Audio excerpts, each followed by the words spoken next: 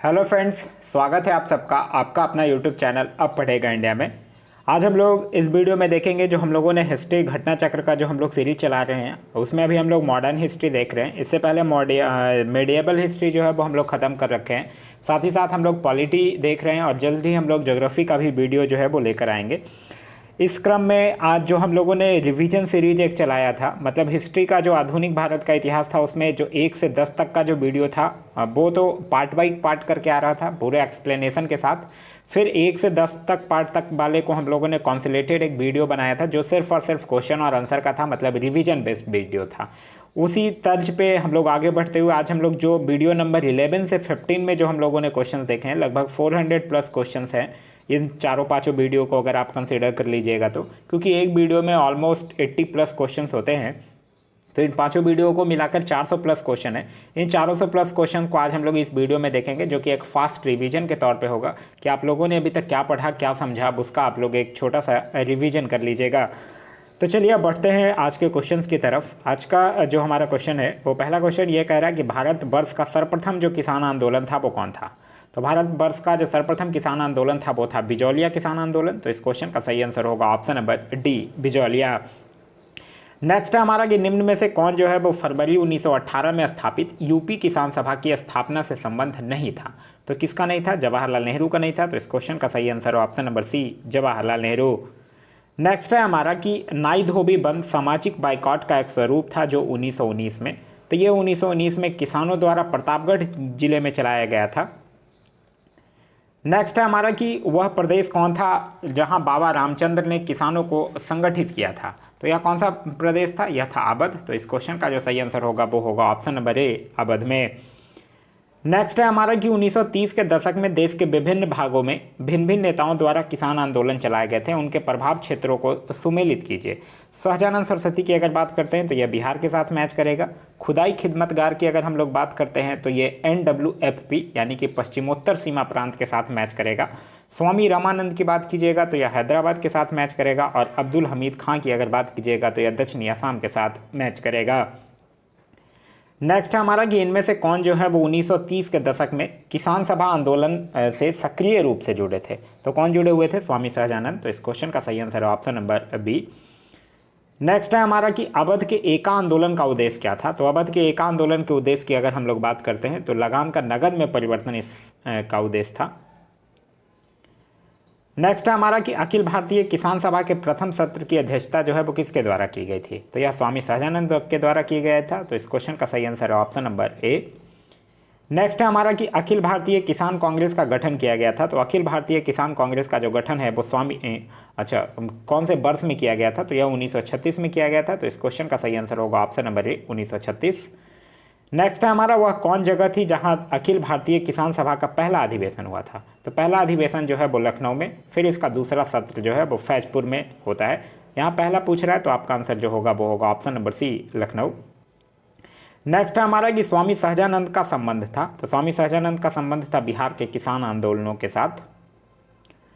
Next है हमारा कि स्वामी सहजानंद सरस्वती ने भूमि और जल मार्ग के राष्ट्रीयकरण की मांग के साथ अखिल भारतीय संयुक्त किसान सभा गठन किया था।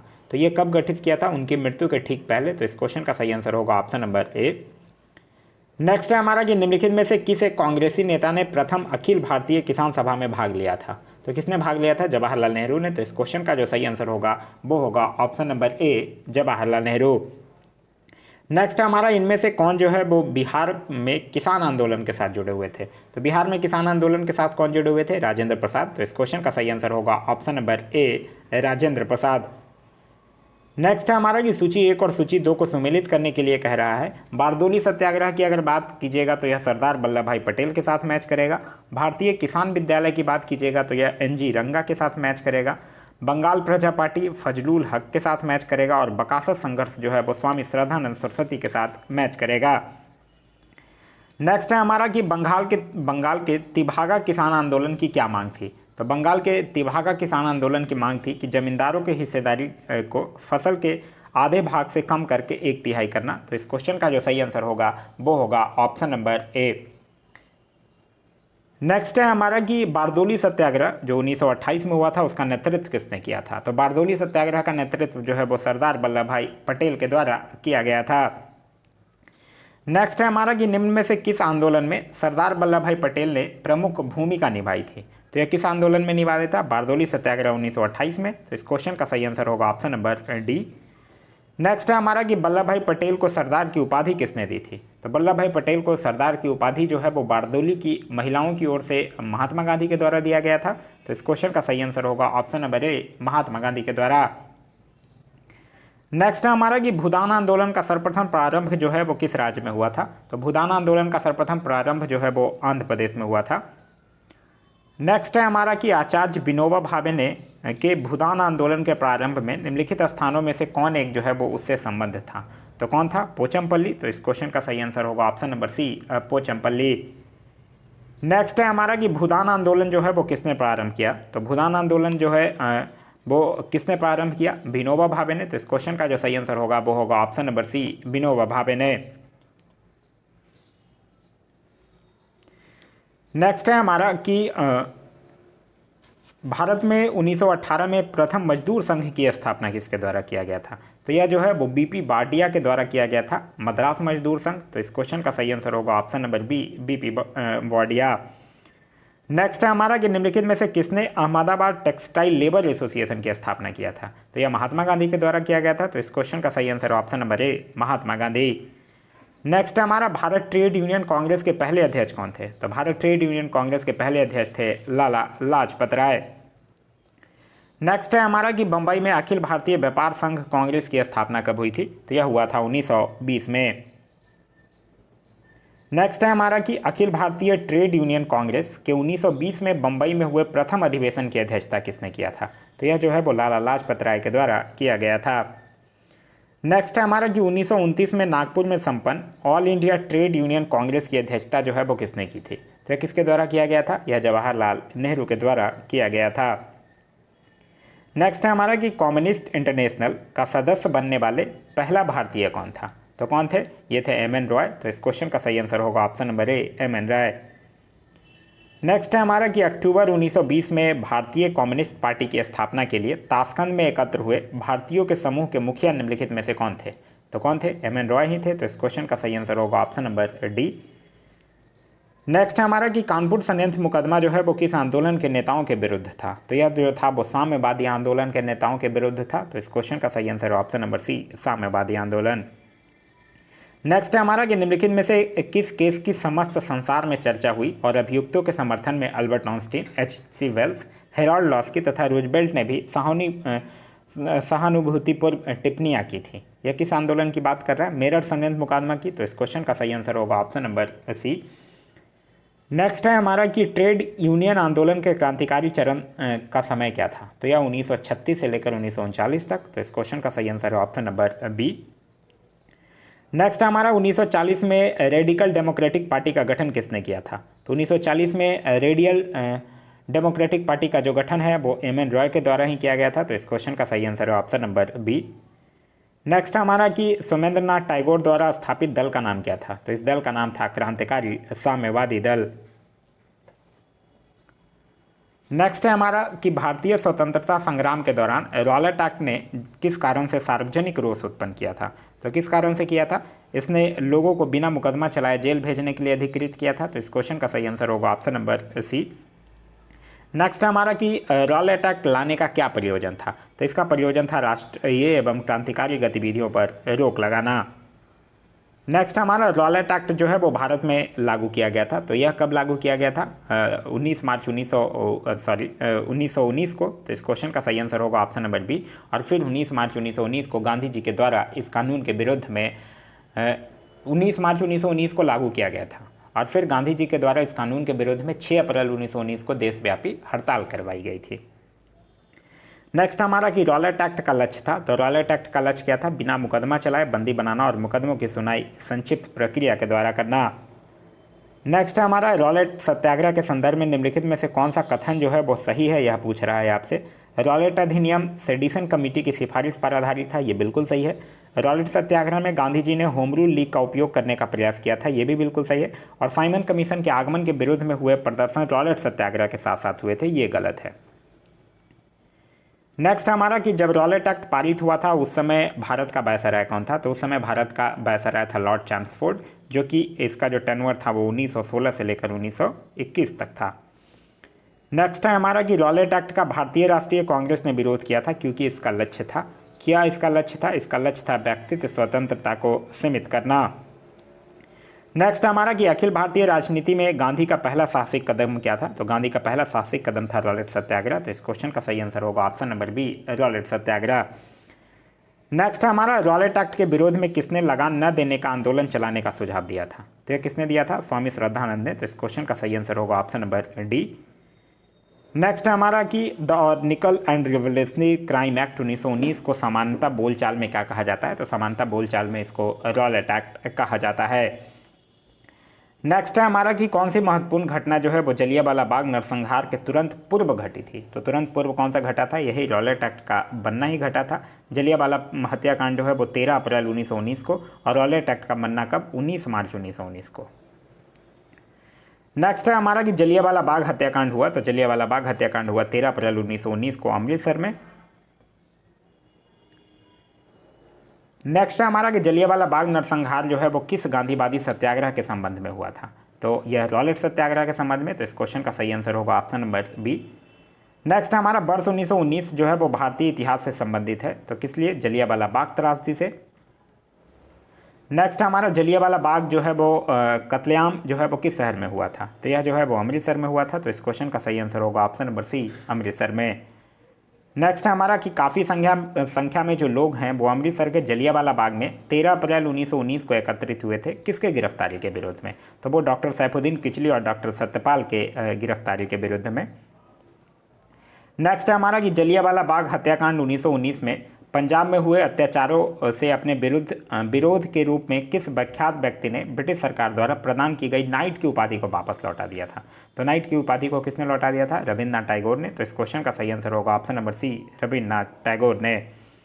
नेक्स्ट हमारा जलियांवाला बाग हत्याकांड के विरोध में वायसराय की कार्यकारिणी परिषद की सदस्यता से किसने इस्तीफा दे दिया था?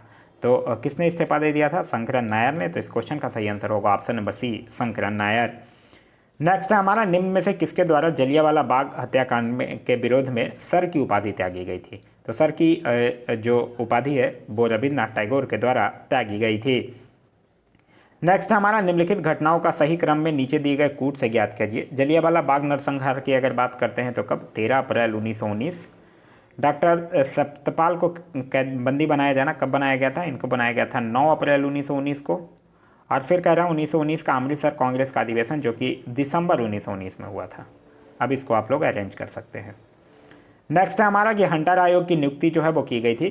तो हंटर आयोग की नियुक्ति की गई थी जलियांवाला बाग हत्याकांड के बाद। तो इस क्वेश्चन का सही आंसर होगा ऑप्शन नंबर बी। नेक्स्ट है हमारा कि जनरल डायर का नाम जो है वो किस घटना से जुड़ा हुआ है? तो जनरल डायर का जो नाम है वो जलियांवाला बाग हत्याकांड से जुड़ा हुआ है। नेक्स्ट हमारा कि जलियांवाला बाग हत्याकांड के लिए जिम्मेदार ओ डायर को निम्न में से किसने मार डाला था? तो इनको उधम सिंह ने मार डाला था। तो इस क्वेश्चन का जो सही आंसर होगा वो होगा ऑप्शन नंबर सी, उधम सिंह। नेक्स्ट है हमारा कि जलियांवाला बाग नरसंहार पर कांग्रेस जांच समिति की रिपोर्ट के प्रारूप लिखने का कार्य किसको सौंपा गया था? तो प्रारूप लिखने का जो कार्य है वो महात्मा गांधी को सौंपा गया था, लेकिन कांग्रेस जो है वो जांच के लिए मदन मोहन मालवीय के नेतृत्व में एक आयोग का नियुक्ति किया था। उसके अन्य सदस्य थे मोतीलाल नेहरू और गांधी जी, जिसमें गांधी जी को यह कार्यभार सौंपा गया था। तो इस क्वेश्चन का सही आंसर होगा option number B, Mahatma Gandhi. Next हमारा 1919 में जघन्य जलियांवाला बाग कांड के समय भारत का वायसराय कौन था? तो उस समय भारत का वायसराय था लॉर्ड चैम्सफोर्ड, जो कि 1916 से लेकर 1921 तक रहता है। नेक्स्ट है हमारा कि निम्नलिखित घटनाओं में से किस एक को मॉन्टेगू ने निवारक हत्या के नाम से विशेषीकृत किया था? तो यह किसको किया था? जलियांवाला बाग का नरसंहार को ही। तो इस क्वेश्चन का सही आंसर होगा ऑप्शन नंबर बी। नेक्स्ट है हमारा कि निम्नलिखित में से किसके कारण सार्वजनिक रोष की लहर उभरी जिसके फलस्वरूप जलियांवाला बाग में ब्रिटिश द्वारा जनसंहार की घटना घटी? तो यह किसके? द रॉलेट एक्ट के विरोध में। तो इस क्वेश्चन का सही आंसर होगा option number C, Rowlatt Act. Next है हमारा कि निम्नलिखित में से किसने खिलाफत आंदोलन का प्रारंभ किया था? नीचे दिए गए कूट से सही उत्तर का चयन कीजिए। खिलाफत आंदोलन का प्रारंभ जो है वो शौकत अली और मोहम्मद अली के द्वारा किया गया था। तो इस क्वेश्चन का सही आंसर होगा ऑप्शन नंबर ए, 1 और 2 दोनों। नेक्स्ट है हमारा कि खिलाफत आंदोलन के प्रमुख नेता निम्नलिखित में से कौन थे? तो खिलाफत आंदोलन के प्रमुख नेता थे मौलाना मोहम्मद अली और शौकत अली। तो इस क्वेश्चन का सही आंसर होगा ऑप्शन नंबर ए। नेक्स्ट है हमारा कि खिलाफत आंदोलन के मुख्य उद्देश्य निम्नलिखित में से कौन कौन से थे। भारत के मुसलमानों में ब्रिटिश विरोधी भावना उत्पन्न करना, ये बिल्कुल सही है। मुसलमान समाज का सुधार, यह नहीं है। पृथक निर्वाचक मंडल की मांग और खिलाफत का रक्षण, ये भी नहीं है। और ओटोमन साम्राज्य की रक्षा और खिलाफत का रक्षण, ये है। तो इस क्वेश्चन का सही आंसर होगा ऑप्शन नंबर डी, 1 और 4 दोनों। नेक्स्ट हमारा कि वर्ष 1919 में अखिल भारतीय खिलाफत सम्मेलन का अध्यक्ष जो है वो किसे चुना गया था। तो यह चुना गया था महात्मा गांधी को। तो इस क्वेश्चन का सही आंसर होगा ऑप्शन नंबर ए, महात्मा गांधी। नेक्स्ट हमारा महात्मा गांधी ने खिलाफत आंदोलन का समर्थन क्यों किया था। क्योंकि गांधी जी जो थे वो अंग्रेजों के खिलाफ अपने आंदोलन में भारतीय मुसलमानों का सहयोग प्राप्त करना चाहते थे। तो इस क्वेश्चन का सही आंसर होगा ऑप्शन नंबर बी। नेक्स्ट हमारा कि किसने खिलाफत आंदोलन को हिंदुओं और मुसलमानों की एकता के एक ऐसे अवसर के रूप में देखा जो 100 वर्ष में पुनः प्रस्तुत नहीं होगा। यह किसने देखा था, महात्मा गांधी ने ही देखा था। तो इस क्वेश्चन का सही आंसर होगा ऑप्शन नंबर सी, महात्मा गांधी। नेक्स्ट है हमारा निम्नलिखित में से किस एक ने खिलाफत आंदोलन के दौरान हाजी कुल मुल्क की पदवी त्याग दी थी। तो यह किसने त्याग दिया था, हकीम अजमल खान ने। तो इस क्वेश्चन का सही आंसर होगा option number D, Hakim Ajmal Khan.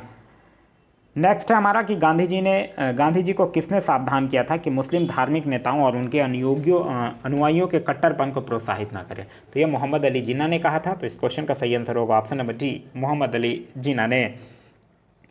Next है हमारा कि निम्नलिखित में से किसने महात्मा गांधी की खिलाफत आंदोलन में भागीदारी की भर्त्सना की थी। तो यह किसने किया था, यह जो है वो मोहम्मद अली जिन्ना के द्वारा ही किया गया था। तो इस क्वेश्चन का सही आंसर होगा ऑप्शन नंबर डी। नेक्स्ट है हमारा कि निम्नलिखित में से खिलाफत आंदोलन का परिणाम क्या था। तो इसमें था कि हिंदू मुसलमान मतभेदों में कमी आई थी। तो इस क्वेश्चन का सही आंसर होगा ऑप्शन नंबर ए। नेक्स्ट हमारा कि वह व्यक्ति जिसने 4 अप्रैल 1919 को दिल्ली की जमा मस्जिद के प्रवचन मंच से हिंदू मुसलमान एकता पर भाषण दिया था, वो कौन थे। तो वो थे स्वामी श्रद्धानंद। तो इस क्वेश्चन का सही आंसर होगा ऑप्शन नंबर डी। नेक्स्ट है हमारा कि कांग्रेस ने खिलाफत आंदोलन का समर्थन किया मुख्यतः खलीफा की पुनः स्थापना के लिए, बिल्कुल सही है। खलीफा को हटाने के लिए ये गलत है। मुसलमानों की सहानुभूति प्राप्त करने के लिए ये सही है। और कांग्रेस में जिन्ना को हंसिए पर लाने के लिए ये भी गलत है। तो पहला और तीसरा जो है वो क्या है, सही है। तो इस क्वेश्चन का सही आंसर होगा ऑप्शन नंबर ए। नेक्स्ट हमारा निम्नलिखित में से किस भारतीय नेता ने खिलाफत आंदोलन का समर्थन नहीं किया था। तो मदन मोहन मालवीय ने नहीं किए थे। तो इस क्वेश्चन का सही आंसर होगा option number B, Madan Mohan Malviya ने। नेक्स्ट हमारा कि वर्ष 1920 की खिलाफत कमेटी की सभा जिसने गांधी को असहयोग आंदोलन के नेतृत्व को संभालने का अनुरोध किया था, वह किस शहर में हुई थी। तो किस शहर में हुआ था, इलाहाबाद में हुआ था। तो इस क्वेश्चन का सही आंसर होगा ऑप्शन नंबर सी, इलाहाबाद में। नेक्स्ट हमारा इस मिसाल में हम मुसलमानों को हिंदुओं से भिड़ा नहीं पाए, निम्नलिखित में से कौन सी एक घटना से एचिसन के इस कथन का संबंध है। तो यह कौन सी घटना से, खिलाफत और असहयोग आंदोलन से। तो इस क्वेश्चन का सही आंसर होगा ऑप्शन नंबर सी। नेक्स्ट हमारा 1921 का मोपला आंदोलन शाखा थी। तो 1921 का जो मोपला आंदोलन थी वो खिलाफत आंदोलन की ही शाखा थी। तो इस क्वेश्चन का सही आंसर होगा ऑप्शन नंबर ए, खिलाफत आंदोलन। नेक्स्ट है हमारा कि निम्नलिखित में से किसने 1920 के नागपुर के भारतीय राष्ट्रीय कांग्रेस के अधिवेशन में असहयोग के प्रस्ताव को प्रस्तावित किया था। तो प्रस्तावित किया गया था CR दास के द्वारा। तो इस क्वेश्चन का जो सही आंसर होगा वो होगा ऑप्शन नंबर ए, CR दास के द्वारा। नेक्स्ट हमारा कि भारतीय राष्ट्रीय कांग्रेस ने पहला असहयोग आंदोलन जो है वो किस वर्ष में शुरू किया था। तो यह शुरू किए थे कब, 1920 में। तो इस क्वेश्चन का सही आंसर होगा ऑप्शन नंबर सी, 1920 में। नेक्स्ट हमारा कि महात्मा गांधी द्वारा चलाया गया प्रथम जन आंदोलन कौन था। तो प्रथम जन आंदोलन जो था वो असहयोग आंदोलन ही था। नेक्स्ट हमारा कि खिलाफत के प्रश्न पर असहयोग आंदोलन जो है वो कब शुरू हुआ था। तो असहयोग आंदोलन जो है वो 1920 में शुरू हुआ था। नेक्स्ट हमारा कि निम्न में से कौन सा एक असहयोग आंदोलन को प्रारंभ करने का कारण नहीं था, यह पूछ रहा है। खिलाफत का प्रश्न ये था, पंजाब में अत्याचार भी था, रॉलेट एक्ट भी था, नमक कानून नहीं था। तो इस क्वेश्चन का जो सही आंसर होगा वो होगा ऑप्शन नंबर बी, नमक कानून। नेक्स्ट है हमारा कि एक वर्ष में स्वराज का नारा जो है वो गांधी जी ने कब दिया था। तो एक वर्ष में स्वराज का नारा जो है वो गांधी जी ने असहयोग आंदोलन के समय ही दिया था। तो इस क्वेश्चन का जो सही आंसर होगा वो होगा असहयोग आंदोलन के समय। नेक्स्ट हमारा कि 1919 के सुधारों की भारतीयों की आकांक्षाओं को पूर्ण करने में असफलता के साथ भारतीय राष्ट्रीय कांग्रेस ने स्वराज अथवा स्वशासन हेतु आंदोलन किया, किसके नेतृत्व में। तो महात्मा गांधी के नेतृत्व में। तो इस क्वेश्चन का सही आंसर है ऑप्शन नंबर ए, महात्मा गांधी। नेक्स्ट है हमारा कि एक वर्ष के भीतर स्वराज की प्राप्ति जो है वो लक्ष्य था। तो किसका लक्ष्य था, यह असहयोग आंदोलन का लक्ष्य था। तो इस क्वेश्चन का जो सही आंसर होगा वो होगा ऑप्शन नंबर डी, असहयोग आंदोलन। नेक्स्ट है हमारा कि निम्नलिखित कथनों में से कौन सा असहयोग आंदोलन के संदर्भ में सही नहीं है, यह पूछ रहा है। इस आंदोलन की अवधि जो है वो 1920 से 22 तक थी, बिल्कुल सही है। एक वर्ष के भीतर स्वराज की प्राप्ति इसका लक्ष्य था, ये भी सही है। इसमें बहिष्कार की योजना थी, ये भी सही है। मोहम्मद अली जिन्ना ने इस आंदोलन का समर्थन किया था, ये गलत है। तो इस क्वेश्चन का जो सही आंसर होगा वो होगा ऑप्शन नंबर डी। नेक्स्ट हमारा कि गांधी जी के असहयोग आंदोलन में लोगों को शराब से परहेज करने का आग्रह किया गया, फलस्वरूप सरकार के राजस्व में भारी कमी आई। एक प्रदेश की सरकार ने लोगों को फिर से शराब पीने के लिए प्रेरित करने के लिए प्रमुख व्यक्तियों की एक सूची प्रसारित की जो शराब पीते थे। उस प्रदेश का नाम बताइए। तो वो प्रदेश था बिहार। तो इस क्वेश्चन का सही आंसर होगा option number B, Bihar. Next हमारा कि नीचे कथनों पर ध्यान दीजिए। असहयोग आंदोलन से जो कांग्रेस सर्वप्रथम जन आंदोलन बनी, बिल्कुल सही बात है। हिंदू मुसलमान एकता में वृद्धि हुई, ये भी सही है। जनता के मन में ब्रिटिश शक्ति का भय हट गया, ये भी है। ब्रिटेन की सरकार ने भारतीयों को राजनीतिक रियायतें देने की राजी हुई। ब्रिटेन के सरकार जो था वो कुछ नहीं कहा। तो ये तीनों का तीनों क्या है, सही है। तो इस क्वेश्चन का सही आंसर होगा ऑप्शन नंबर बी, 1, 2 और 3 जो है वो सही है। नेक्स्ट है हमारा कि निम्न में से किसने असहयोग आंदोलन के दौरान अपनी वकालत छोड़ दी थी। तो अपनी वकालत किसने छोड़ दिया था, चित्तरंजन दास ने। नेक्स्ट है हमारा निम्नलिखित में से किसने असहयोग आंदोलन को समर्थन किया परंतु इसके परिणाम नहीं देख सके। बाल गंगाधर तिलक जो है वो इसका समर्थन किए थे, लेकिन वो फिर उनकी 1 अगस्त 1920 को उनकी मृत्यु हो जाती है, इसके कारण वो इसका परिणाम नहीं देख पाते हैं। तो इस क्वेश्चन का सही आंसर होगा ऑप्शन नंबर ए, बाल गंगाधर तिलक।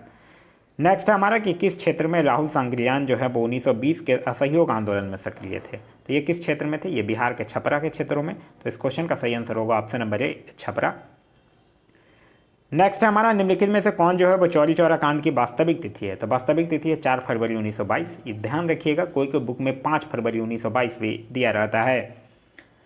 नेक्स्ट है हमारा कि चौरी चौरा जो है वो किस जनपद में स्थित है। तो चौरी चौरा की अगर बात करते हैं तो यह जो है वो गोरखपुर जनपद में स्थित है। नेक्स्ट है हमारा महात्मा गांधी ने असहयोग आंदोलन स्थगित कर दिया, क्योंकि चौरी चौरा में हिंसा भड़क उठी थी, इसी के कारण उन्होंने असहयोग आंदोलन को स्थगित कर दिया था 11 फरवरी 1922 को। तो इस क्वेश्चन का सही आंसर होगा ऑप्शन नंबर डी। नेक्स्ट है हमारा कि चौरी चौरा की घटना के समय महात्मा गांधी कहाँ थे। तो उस समय महात्मा गांधी की अगर आप लोग बात करते हैं कि चौरी चौरा का जब घटना हुआ था उस समय महात्मा गांधी आपसे पूछ रहा है कि कहाँ थे। हाँ, चौरी चौरा के घटना के समय पूछ रहा है कि महात्मा गांधी कहाँ थे। तो उस समय कहाँ थे, वो बारदोली में थे। तो इस क्वेश्चन का जो सही आंसर होगा वो होगा ऑप्शन नंबर डी, बारदोली में। वो गुजरात के बारदोली में थे। वो मेनली जो सविनय अवज्ञा आंदोलन जो थे उसको शुरू करने की तैयारी कर रहे थे। नेक्स्ट हमारा असहयोग आंदोलन जो है वो 1920 में प्रारंभ हुआ था, बताइए यह कब समाप्त हुआ। तो यह समाप्त हुआ चौरी चौरा कांड के बाद यानी 1922 में। तो इस क्वेश्चन का सही आंसर होगा ऑप्शन नंबर सी। नेक्स्ट है हमारा कि दिल्ली में 24 फरवरी 1922 को आयोजित अखिल भारतीय कांग्रेस समिति की बैठक में असहयोग आंदोलन वापस लेने के लिए गांधी जी के विरुद्ध निंदा प्रस्ताव किसने प्रस्तुत किया था। तो निंदा प्रस्ताव जो है वो डॉक्टर मुंजे के द्वारा प्रस्तुत किया गया था। नेक्स्ट हमारा कि असहयोग आंदोलन के स्थगन संबंधी घटनाओं का सही क्रम इंगित कीजिए।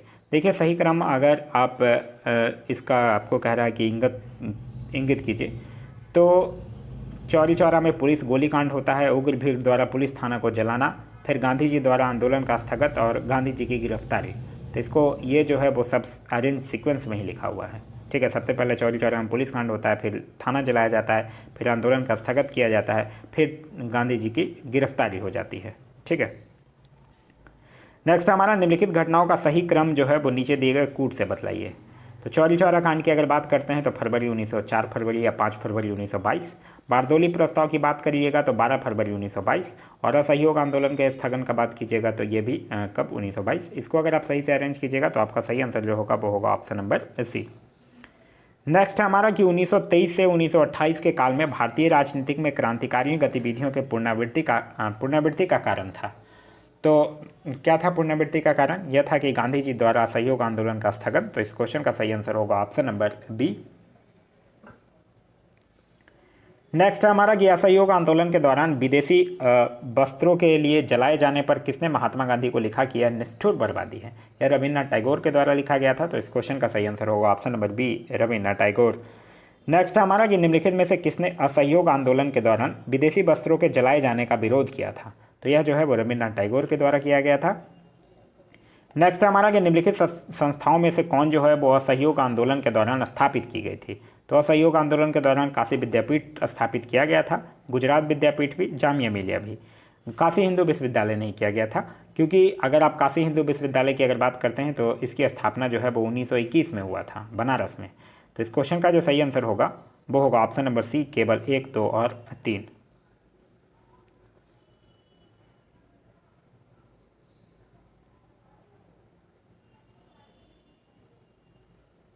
हाँ, यहाँ क्या था, हाँ काशी विद्यापीठ में बोला, तो काशी विद्यापीठ का तो किया ही गया था, क्योंकि काशी विद्यापीठ कब था, 1921 में था। काशी हिंदू विश्वविद्यालय नहीं किया गया था, क्योंकि काशी हिंदू विश्वविद्यालय जो है वो 1916 में किया गया था मदन मोहन मालवीय के द्वारा। नेक्स्ट है हमारा कि 1921-22 के असहयोग आंदोलन का मुख्य प्रतिफल क्या था। तो इसका मुख्य प्रतिफल था हिंदू मुस्लिम एकता। तो इस क्वेश्चन का सही आंसर होगा ऑप्शन नंबर ए। नेक्स्ट है हमारा कि निम्नलिखित में से किसका सुमेल नहीं है, यह पूछ रहा है। तो किसका सुमेल नहीं है। 1885 में भारतीय राष्ट्रीय कांग्रेस की स्थापना सही है। 1905 बंगाल विभाजन, 1909 मार्लो मिंटो सुधार। असहयोग आंदोलन 1930 गलत है, क्योंकि असहयोग आंदोलन जो है वो 1 अगस्त 1920 को हुआ था। तो इस क्वेश्चन का सही आंसर होगा ऑप्शन नंबर डी। नेक्स्ट है हमारा कि निम्नलिखित में से कौन जो है वो सही सुमेलित है, यह आपसे पूछ रहा है। 1940 भारतीय राष्ट्रीय कांग्रेस का लाहौर अधिवेशन, ये गलत है, क्योंकि भारतीय राष्ट्रीय कांग्रेस का जो लाहौर अधिवेशन है वो 1929 में हुआ था। आप लोगों को याद होगा 1940 में रामगढ़ में अधिवेशन हुआ था, ठीक है। 1931 में राजगुरु को फांसी, ये सही है। तो इस क्वेश्चन का जो सही आंसर होगा वो होगा ऑप्शन नंबर बी। नेक्स्ट है हमारा निम्नलिखित कथनों पर विचार कीजिए। महात्मा गांधी द्वारा 1922 में असहयोग आंदोलन को स्थगित कर दिया गया था, बिल्कुल सही है। इसका स्थगन का सी.आर. दास और मोतीलाल नेहरू के द्वारा विरोध किया गया था, ये भी सही है। तो इस क्वेश्चन का जो सही आंसर होगा वो होगा ऑप्शन नंबर बी। ए और आर दोनों सही है, परंतु आर जो है वो ए की सही व्याख्या नहीं है। नेक्स्ट है हमारा कि असहयोग आंदोलन के दौरान किसने पटना कॉलेज छोड़ा, जबकि उनकी परीक्षा के केवल 20 दिन ही बचे थे। यह जयप्रकाश नारायण ने ऐसा किया था। तो इस क्वेश्चन का सही आंसर होगा option number C, Jayaprakash Narayan. Next है हमारा कि भारत में स्वराज पार्टी की स्थापना निम्नलिखित कारणों में से एक से अथवा अधिक के लिए की गई थी। तो गांधी जी द्वारा असहयोग आंदोलन वापस लेना, हाँ ये कारण था एक। काउंसिलों में प्रवेश कर उन्हें काम न करने देकर 1919 में भारत शासन अधिनियम का उच्छेदन करना, ये भी था। ब्रिटिश सरकार द्वारा दमन, ये नहीं था। और भारतीय द्वारा इस आशय की अनुभूति कि उन्हें प्रशासन का अनुभव प्राप्त करना चाहिए, ये भी नहीं था। तो पहला और दूसरा था। नेक्स्ट हमारा निम्न में से किसने स्वराज पार्टी निर्माण करने के लिए कांग्रेस के अध्यक्ष पत्र से त्याग दे दिया था। तो यह किसने दिया था, सी.आर. दास ने। तो इस क्वेश्चन का जो सही आंसर होगा वो होगा ऑप्शन नंबर ए, सी.आर. दास ने। नेक्स्ट है हमारा कि स्वराज पार्टी का गठन ब्लैंक की असफलता के बाद हुआ था। तो स्वराज पार्टी की गठन जो है वो असहयोग आंदोलन की असफलता के बाद हुआ था। तो इस क्वेश्चन का सही आंसर होगा ऑप्शन नंबर ए। नेक्स्ट हमारा कि स्वराज पार्टी को संस्थापित किया था। तो स्वराज पार्टी को किसने संस्थापित किया था, ये किया था सी.आर. दास और मोतीलाल नेहरू के द्वारा। तो इस क्वेश्चन का सही आंसर होगा ऑप्शन नंबर सी। नेक्स्ट है कि मोतीलाल नेहरू जो है वो स्वराज दल के नेता थे। निम्न में से कौन जो है वो दल में नहीं था, यह पूछ रहा है। तो यहाँ पूछ रहा मोतीलाल नेहरू जो थे वो स्वराज दल के नेता थे। निम्न में से कौन जो थे वो दल में नहीं था, यह पूछ रहा है आपसे। तो श्रीनिवास अंगेकर की अगर आप बात करते हैं तो श्रीनिवास अंगेकर क्या मतलब वो दल में थे या नहीं थे। तो श्रीनिवास अंगेकर की अगर आप बात करते हैं तो वह दल में थे। फिर कह रहा है चित्तरंजन दास, चित्तरंजन दास तो स्वराज नेता के दल में थे ही थे। उसके बाद कह रहा है कि विठल भाई पटेल और सी राजगोपालाचारी, तो कौन इसमें नहीं थे, तो सी राजगोपालाचारी ही नहीं थे। तो इस क्वेश्चन का जो सही आंसर होगा वो होगा ऑप्शन नंबर डी, सी राजगोपालाचारी जो थे वो नहीं थे। नेक्स्ट है हमारा कि निम्न में से कौन जो है वो एक स्वराज पार्टी से संबंधित नहीं थे। तो स्वराज पार्टी से संबंधित कौन नहीं थे, राजेंद्र प्रसाद। नेक्स्ट हमारा निम्नलिखित घटनाओं का सही कालानुक्रम चुनिए। लखनऊ समझौता कब, 1916। जलियांवाला बाग हत्याकांड कब, 1919। स्वराज दल की स्थापना कब, 1923। और बाल गंगाधर तिलक की मृत्यु कब, 1920। नेक्स्ट हमारा कि स्वतंत्रता पूर्व भारत में निम्नलिखित में से किसने केंद्रीय विधानसभा में स्वराज दल का समर्थन किया था। तो यह मोहम्मद अली जिन्ना ने किया था। तो इस क्वेश्चन का सही आंसर है ऑप्शन नंबर ए। नेक्स्ट हमारा निम्नलिखित में से कौन जो है वो देश बंधु के नाम से प्रसिद्ध हैं। तो देश बंधु के नाम से चित्तरंजन दास को जाना जाता है। नेक्स्ट है कि स्वराज आम जनता के लिए होना चाहिए, केवल वर्गों के लिए नहीं, के प्रसिद्ध सूत्र की घोषणा किसने किया था। तो ये सी.आर. दास यानी चित्तरंजन दास के द्वारा ही किया गया था। नेक्स्ट है हमारा कि कांग्रेसी नेता द्वारा मॉन्टेगू चैम्सफोर्ड रिपोर्ट की निंदा करने पर कई नरमपंथियों ने पार्टी को छोड़कर निम्न में से कौन सी पार्टी का गठन किया था। तो इंडियन लिबरल फेडरेशन का गठन किया गया था। तो इस क्वेश्चन का सही आंसर होगा option number D, Indian liberal federation. Next है हमारा निम्नलिखित में से किन लोगों ने 16 दिसंबर 1922 को इंडिपेंडेंट पार्टी बनाने का निर्णय लिया था? तो मदन मोहन मालवीय और मोतीलाल नेहरू ने लिया था। तो इस क्वेश्चन का सही आंसर होगा ऑप्शन नंबर डी 2 तथा 4। नेक्स्ट है कि सेंट्रल लेजिस्लेटिव असेंबली का प्रथम भारतीय अध्यक्ष यानी स्पीकर कौन था? तो वो थे विठल भाई पटेल। नेक्स्ट है हमारा कि साइमन कमीशन जो है वो भारत किस वर्ष आया था? तो साइमन कमीशन जो है वो भारत 1928 में आया था। तो इस क्वेश्चन का जो सही आंसर होगा वो होगा ऑप्शन नंबर बी 1928 में। नेक्स्ट है हमारा कि साइमन आयोग जो है वो नियुक्त किया गया था। तो साइमन आयोग नियुक्त कब किया गया था? नवंबर 1927 में नियुक्त किया गया था। तो इस क्वेश्चन का सही आंसर होगा ऑप्शन नंबर बी नवंबर 1927 में। नेक्स्ट हमारा कि 1928 में साइमन कमीशन भारत में किस उद्देश्य से आया था? तो यह प्रशासनिक सुधार पर विचार करने के लिए आया था। तो इस क्वेश्चन का सही आंसर होगा ऑप्शन नंबर ए।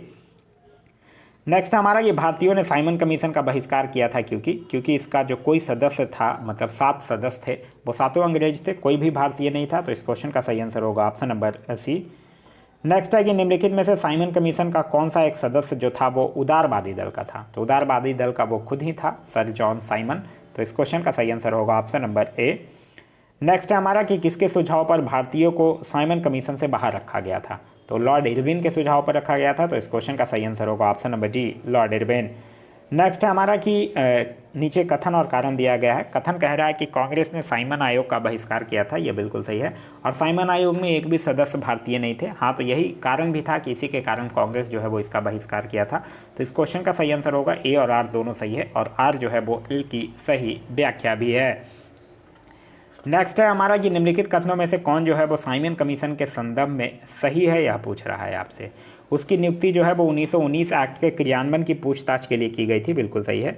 उसके अध्यक्ष सर जॉन साइमन थे, ये भी सही है। उसने संघीय प्रकार की सरकारों के लिए संस्तुति की थी, ये भी बिल्कुल सही है। भारतीय नेताओं ने उसका विरोध किया था, ये भी बिल्कुल सही है। तो चारों का चारों क्या है यहाँ पे सही है। नेक्स्ट हमारा कि साइमन कमीशन के सिफारिशों के संदर्भ में निम्नलिखित में से कौन सा एक कथन जो है वो सही है? इसने प्रांतों में द्वैत शासन को उत्तरदायी सरकार द्वारा प्रतिस्थापित करने की संस्तुति की थी, तो यही सही है। तो इस क्वेश्चन का सही आंसर होगा ऑप्शन नंबर ए। नेक्स्ट है हमारा कि लाला लाजपत राय घायल हुए थे। तो लाला लाजपत राय की अगर बात करते हैं तो ये साइमन कमीशन के विरोध में हुए लाठीचार्ज में घायल हुए थे। तो इस क्वेश्चन का जो सही आंसर होगा वो होगा ऑप्शन नंबर ए। नेक्स्ट है हमारा कि पंजाब केसरी की उपाधि किसको दी गई थी? तो पंजाब केसरी की उपाधि जो है वो लाला लाजपत राय को दी गई थी।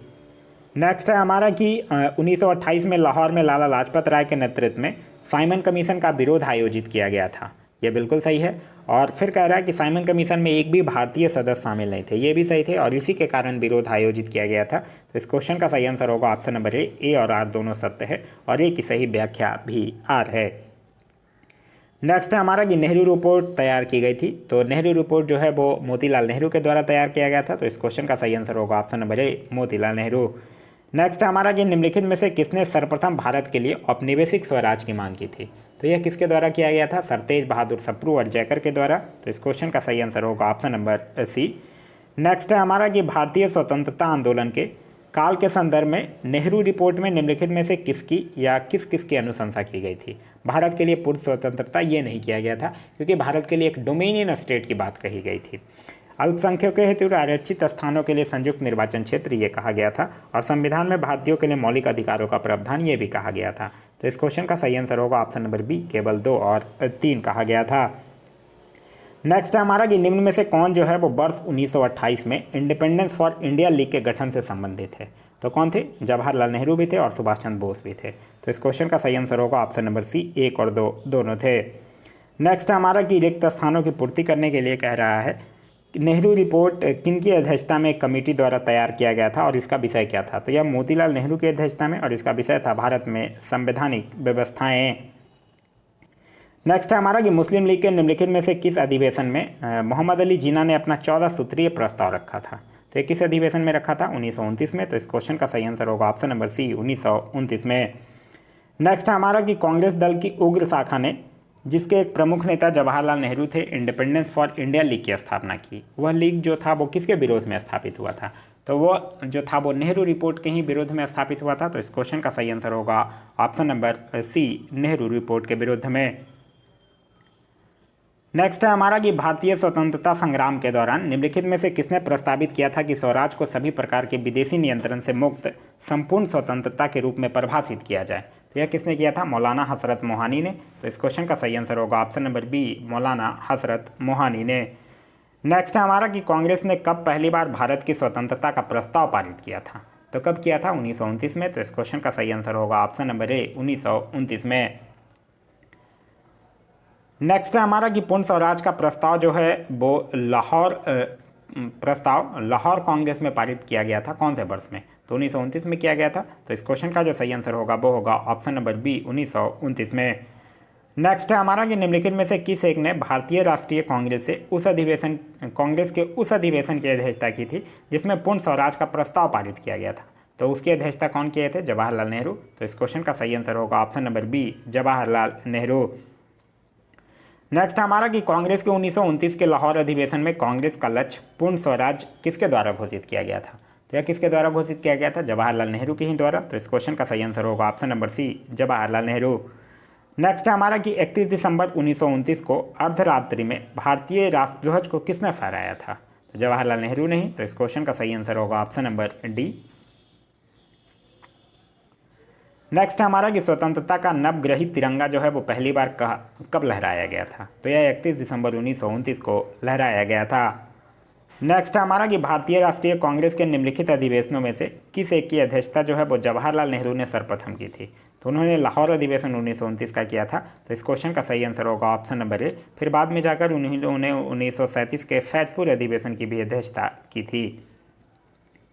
नेक्स्ट है हमारा कि भारतीय राष्ट्रीय कांग्रेस का लाहौर अधिवेशन 1929 इतिहास में इसलिए बहुत प्रसिद्ध है क्योंकि कांग्रेस ने पूर्ण स्वराज की मांग का एक संकल्प पारित किया था। बिल्कुल सही है।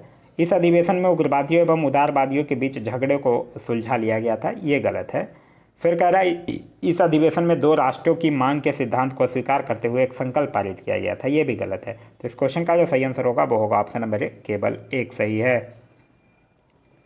नेक्स्ट हमारा कि स्वतंत्रता आंदोलन के इतिहास में भारतीय राष्ट्रीय कांग्रेस का 1929 का अधिवेशन इसलिए महत्वपूर्ण है क्योंकि इस अधिवेशन में कांग्रेस के लक्ष्य के तौर पर पूर्ण स्वराज प्राप्ति को स्वीकृत किया गया था।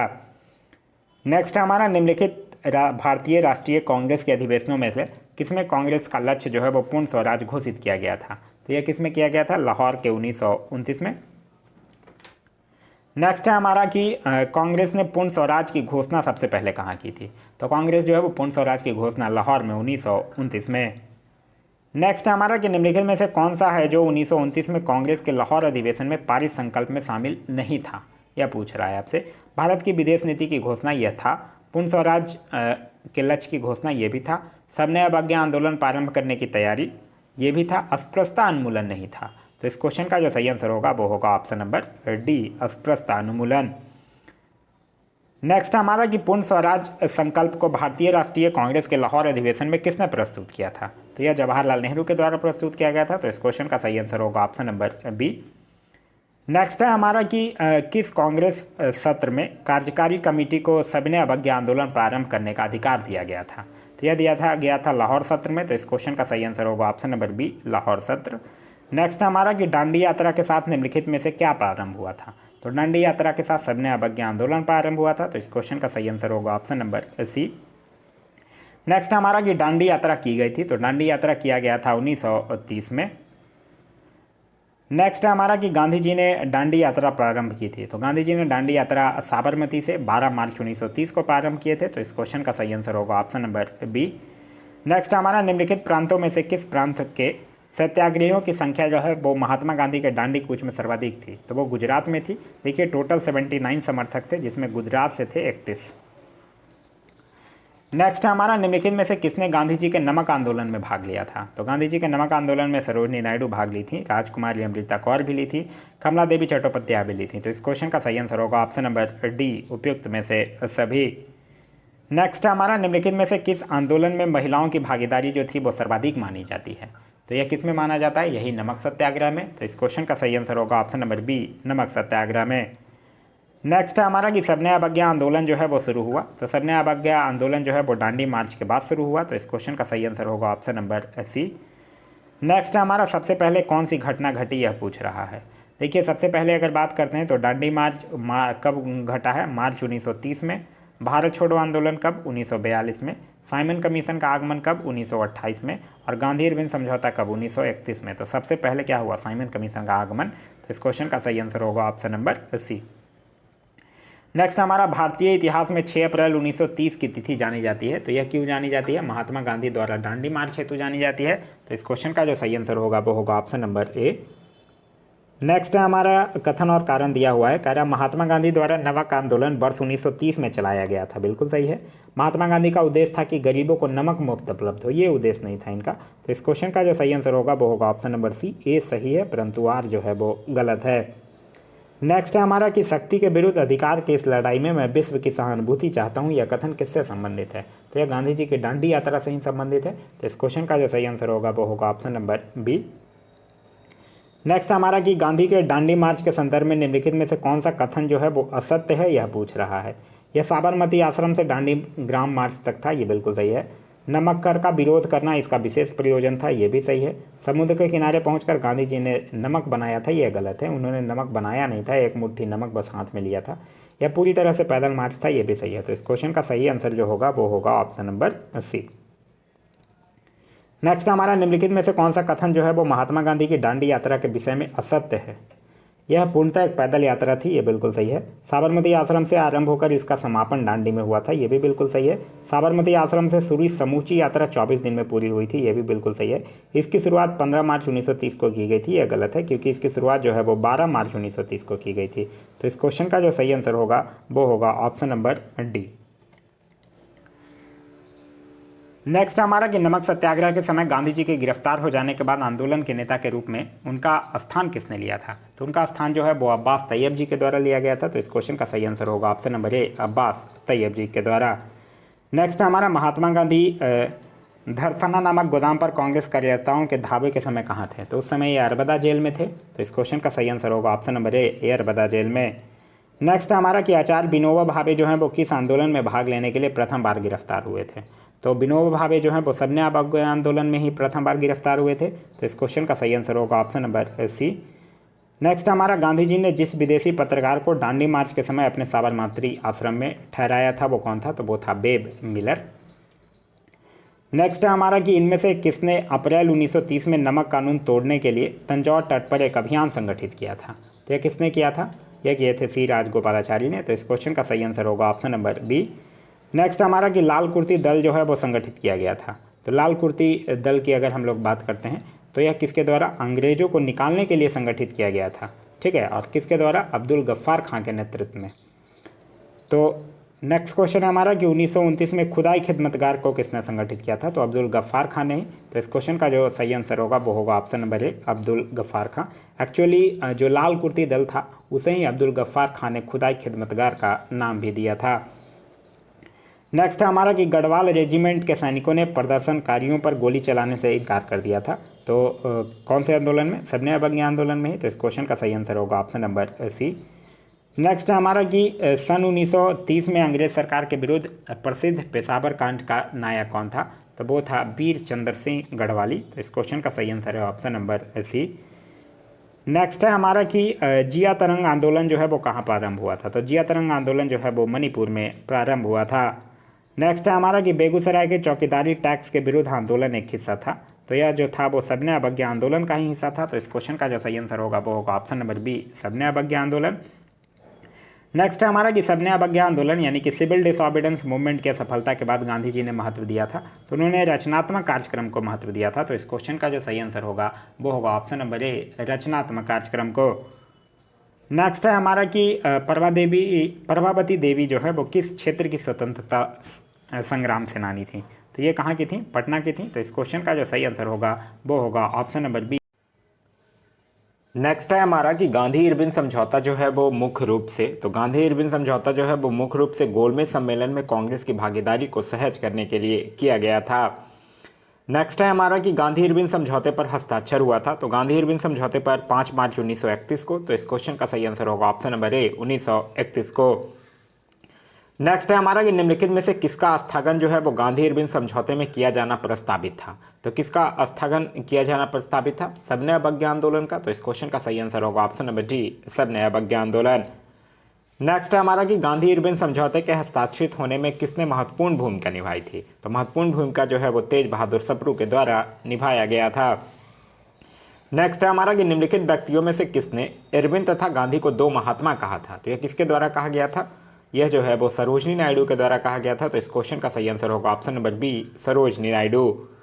नेक्स्ट है हमारा कि निम्नलिखित में से किसने गांधी इरविन समझौते में महात्मा गांधी के लाभ को संतावना पुरस्कार कहा था। या महात्मा गांधी के लाभ को संतावना पुरस्कार जो है वो एलन कैंपबेल जॉनसन के द्वारा कहा गया था। नेक्स्ट है हमारा कि निम्नलिखित में से किसने भारतीय राष्ट्रीय कांग्रेस के कराची अधिवेशन का सभापतित्व किया था। तो कराची अधिवेशन की अध्यक्षता जो है वो सरदार वल्लभ भाई पटेल के द्वारा किया गया था। तो इस क्वेश्चन का सही आंसर होगा option number D, Sardar Vallabh भाई पटेल के द्वारा। नेक्स्ट है हमारा कि 1931 में भारतीय राष्ट्रीय कांग्रेस के कराची अधिवेशन के लिए जिसकी अध्यक्षता सरदार पटेल कर रहे थे, किसने मूल अधिकारों तथा आर्थिक कार्यक्रम पर संकल्प प्रारूपित किया था। तो किसने किया था, पंडित जवाहरलाल नेहरू ने। तो इस क्वेश्चन का सही आंसर होगा option number B, Pandit Jawaharlal Nehru ने। नेक्स्ट है हमारा कि निम्नलिखित में से किसने भारतीय राष्ट्रीय कांग्रेस के कराची अधिवेशन को महात्मा गांधी की लोकप्रियता और सम्मान की प्रकाष्ठा माना है। तो यह सुभाष चंद्र बोस के द्वारा कहा गया है। तो इस क्वेश्चन का सही आंसर होगा ऑप्शन नंबर ए, सुभाष चंद्र बोस। नेक्स्ट है हमारा कि भारतीय स्वाधीनता संघर्ष से संबंधित निम्नलिखित घटनाओं को उसके सही क्रम में रखकर सही कूट चुनिए। देखिए, द्वितीय गोलमेज सम्मेलन है, उसके बाद कह रहा है भारतीय राष्ट्रीय कांग्रेस का कराची अधिवेशन, भगत सिंह का फांसी और गांधी इरविन समझौता। देखिए, गांधी इरविन समझौता की अगर बात करते हैं तो ये कब हुआ है, ये हुआ है 5 मार्च 1931 को। वहीं भगत सिंह को अगर फांसी की बात करते हैं तो इनको फांसी हुआ है 23 मार्च 1931 को। भारतीय राष्ट्रीय कांग्रेस का कराची अधिवेशन की अगर बात करते हैं तो ये 26 से लेकर 31 मार्च 1931 तक हुआ है। और द्वितीय गोलमेज सम्मेलन की अगर बात करते हैं तो ये 7 सितंबर 1931 को प्रारंभ हुआ था। अब इसको आप बड़े आराम से अरेंज कर सकते हैं। नेक्स्ट है हमारा कि भारतीय राष्ट्रीय आंदोलन से संबंधित निम्नलिखित घटनाओं को पढ़ें। भारतीय राष्ट्रीय कांग्रेस का कराची अधिवेशन अभी हम लोगों ने देखा कब से कब, 26 से लेकर 31 मार्च 1931 तक। राजगुरु को फांसी अभी हम लोगों ने देखा 23 मार्च 1931। और गांधी इरविन समझौता जो है वो 5 मार्च 1931। नेक्स्ट है हमारा कि भारतीय स्वाधीनता संग्राम से संबंधित निम्नलिखित घटनाओं पर विचार कीजिए। गांधी इरविन समझौता कब, 5 मार्च 1931। भारतीय राष्ट्रीय कांग्रेस का कराची अधिवेशन 26 से लेकर 31 मार्च 1931। भगत सिंह को फांसी 23 मार्च 1931। और पूना समझौता 24 सितंबर 1932 को हुआ था। नेक्स्ट है हमारा कि निम्नलिखित में से किस भारतीय नेता ने लंदन में प्रथम गोलमेज कॉन्फ्रेंस में भाग लिया था। तो किसने भाग लिया था, मौलाना मोहम्मद अली ने भाग लिया था। तो इस क्वेश्चन का जो सही आंसर होगा वो होगा ऑप्शन नंबर ए, मौलाना मोहम्मद अली ने। नेक्स्ट हमारा कि प्रथम गोलमेज सम्मेलन के बारे में निम्नलिखित में से कौन एक जो है वो सही नहीं है, यह पूछ रहा है। यह 1930 में आयोजित की गई, बिल्कुल सही है, 12 नवंबर 1930 को। इसमें साइमन आयोग की रिपोर्ट पर चर्चा करनी थी, ये भी बिल्कुल सही है। इसका आयोजन लंदन में हुआ, ये भी है। इसमें कांग्रेस जो है वो प्रतिनिधि मंडल में प्रतिभाग किया था, नहीं, गलत है, क्योंकि इसमें कांग्रेस जो है वो भाग नहीं लिया था। नेक्स्ट है हमारा कि लंदन में संपन्न हुए गोलमेज सम्मेलन में भारतीय ईसाइयों का प्रतिनिधित्व किसने किया था। तो ईसाइयों का प्रतिनिधित्व जो है वो केटी पॉल के द्वारा किया गया था। तो इस क्वेश्चन का सही आंसर होगा ऑप्शन नंबर डी, केटी पॉल के द्वारा। नेक्स्ट है हमारा कि ब्रिटिश सरकार द्वारा लंदन में भारतीय नेताओं का प्रथम गोलमेज सम्मेलन कब बुलाया गया था। तो प्रथम गोलमेज सम्मेलन 1930 को बुलाया गया था। तो इस क्वेश्चन का सही आंसर होगा ऑप्शन नंबर सी, 1930 को। नेक्स्ट है हमारा निम्नलिखित में से किन व्यक्तियों ने द्वितीय गोलमेज सम्मेलन में भाग लिया था। तो द्वितीय गोलमेज सम्मेलन में महात्मा गांधी भाग लिए थे, मदन मोहन मालवीय भी भाग लिए थे, सरोजनी नायडू भी भाग ली थी, मौलाना आजाद नहीं लिए थे। तो इस क्वेश्चन का सही आंसर होगा ऑप्शन नंबर सी, 1, 2 और 3, तीनों भाग लिए थे। नेक्स्ट है हमारा इनमें से किसने द्वितीय गोलमेज सम्मेलन में भाग नहीं लिया था। यहाँ यह पूछ रहा, महादेव देसाई लिए थे, मदन मोहन मालवीय भी लिए थे, प्यारेलाल नैयर भी लिए थे, जवाहरलाल नेहरू ने नहीं लिया था। तो इस क्वेश्चन का जो सही आंसर होगा वो होगा option number D, Jawaharlal Nehru. Next है हमारा द्वितीय गोलमेज सम्मेलन में कांग्रेस का प्रतिनिधित्व किसने किया था। तो कांग्रेस का प्रतिनिधित्व जो है वो महात्मा गांधी के द्वारा किया गया था। और महात्मा जी जो है वो SS राजपूताना जल जहाज से लंदन गए थे। तो इस क्वेश्चन का जो सही आंसर होगा वो होगा ऑप्शन नंबर जी, महात्मा गांधी। नेक्स्ट है हमारा कि निम्नलिखित कथनों पर विचार कीजिए। जवाहरलाल नेहरू ने दूसरे गोलमेज सम्मेलन में भारतीय राष्ट्रीय कांग्रेस का प्रतिनिधित्व किया था, ये गलत है, क्योंकि प्रतिनिधित्व जो है वो महात्मा गांधी के द्वारा किया गया था। नेक्स्ट है हमारा कि गांधी इरविन समझौते में भारतीय राष्ट्रीय कांग्रेस का दूसरे गोलमेज सम्मेलन में भाग लेना अंतर्निहित था। तो यहाँ बिल्कुल ये था, गांधी इरविन समझौता में ही यह हो गया था कि आप दूसरे गोलमेज सम्मेलन में भाग लेंगे। तो यह क्या है, दूसरा जो है वो सही है। नेक्स्ट है हमारा, निम्नलिखित में से कौन से गोलमेज सम्मेलन में गांधी जी ने शिरकत की थी। तो गांधी जी जो है वो द्वितीय सम्मेलन में शिरकत किए थे। तो इस क्वेश्चन का सही आंसर होगा ऑप्शन नंबर बी, केवल द्वितीय। नेक्स्ट है हमारा, महात्मा गांधी जब द्वितीय गोलमेज सम्मेलन में भाग लेने लंदन गए थे तो कहाँ ठहरे थे। तो वह जो है वो किंग्सले हॉल में ठहरे थे। तो इस क्वेश्चन का सही आंसर होगा option number B, Kingsley Hall में। नेक्स्ट है हमारा, द्वितीय गोलमेज सम्मेलन में कांग्रेस के एक प्रतिनिधि के रूप में भाग लेने के लिए महात्मा गांधी बंबई से लंदन जिस पानी के जहाज से गए थे उसका नाम क्या था। तो उसका नाम था SS राजपूताना। तो इस क्वेश्चन का सही आंसर होगा ऑप्शन नंबर ए, SS राजपूताना। नेक्स्ट है हमारा, निम्नलिखित में से किस गोलमेज सम्मेलन में भारतीय राष्ट्रीय कांग्रेस के प्रतिनिधि ने प्रथम बार भाग लिया था। तो प्रथम बार कांग्रेस के प्रतिनिधि ने द्वितीय गोलमेज सम्मेलन में भाग लिया था। तो इस क्वेश्चन का सही आंसर होगा ऑप्शन नंबर बी, द्वितीय गोलमेज सम्मेलन। नेक्स्ट है हमारा कि द्वितीय गोलमेज सम्मेलन जो है वो किस प्रश्न पर असफल रहा था। तो यह सांप्रदायिक प्रतिनिधित्व के प्रश्न पर असफल रहा था। तो इस क्वेश्चन का सही आंसर होगा ऑप्शन नंबर ए, सांप्रदायिक प्रतिनिधित्व। नेक्स्ट है हमारा, उस भारतीय का क्या नाम है जिसने तीनों गोलमेज सम्मेलन में भाग लिया था। तो तीनों गोलमेज सम्मेलन में भीमराव अंबेडकर भाग लिए थे अछूतों के प्रतिनिधि के रूप में। नेक्स्ट है हमारा, निम्नलिखित में से किसने तीनों गोलमेज सम्मेलन में भाग लिया था। तीनों गोलमेज सम्मेलन में BR अम्बेडकर ने भाग लिया था। पहला गोलमेज सम्मेलन 1930, दूसरा 1931 और तीसरा गोलमेज सम्मेलन 1932 में हुआ था।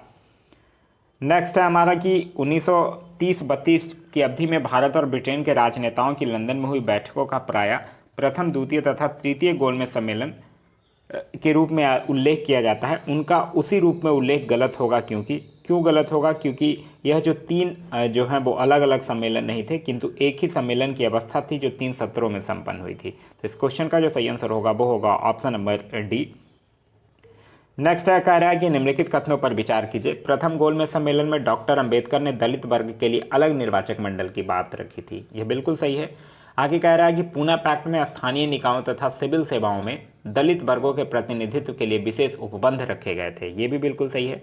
तीसरा है कि तृतीय गोलमेज सम्मेलन में भारतीय राष्ट्रीय कांग्रेस ने भाग नहीं लिया था, वो सिर्फ और सिर्फ दूसरे में ही भाग लिया था। तो ये भी सही है। तो इस क्वेश्चन का जो सही आंसर होगा वो होगा ऑप्शन नंबर डी, 1, 2 और 3 तीनों सही है। नेक्स्ट है हमारा कि निम्नलिखित में से किसने सांप्रदायिक अधिनिर्णय घोषित किया था। तो सांप्रदायिक अधिनिर्णय जो है वो रैमजे मैकडोनाल्ड यानी कि कॉमनवेल्थ अवार्ड। तो इस क्वेश्चन का सही आंसर होगा ऑप्शन नंबर ए। नेक्स्ट है हमारा कि अगस्त 1932 के रैमजे मैकडोनाल्ड के सांप्रदायिक पंचांग के द्वारा पहली बार एक पृथक निर्वाचक समूह बनाया गया था। तो किसके लिए बनाया गया था, अछूतों के लिए बनाया गया था। तो इस क्वेश्चन का सही आंसर होगा ऑप्शन नंबर डी, अछूतों के लिए। नेक्स्ट है हमारा कि कथनों पर विचार कीजिए। कह रहा है ब्रिटिश सरकार ने अगस्त 1932 में सांप्रदायिक पुरस्कार की घोषणा की थी। यह बिल्कुल सही है।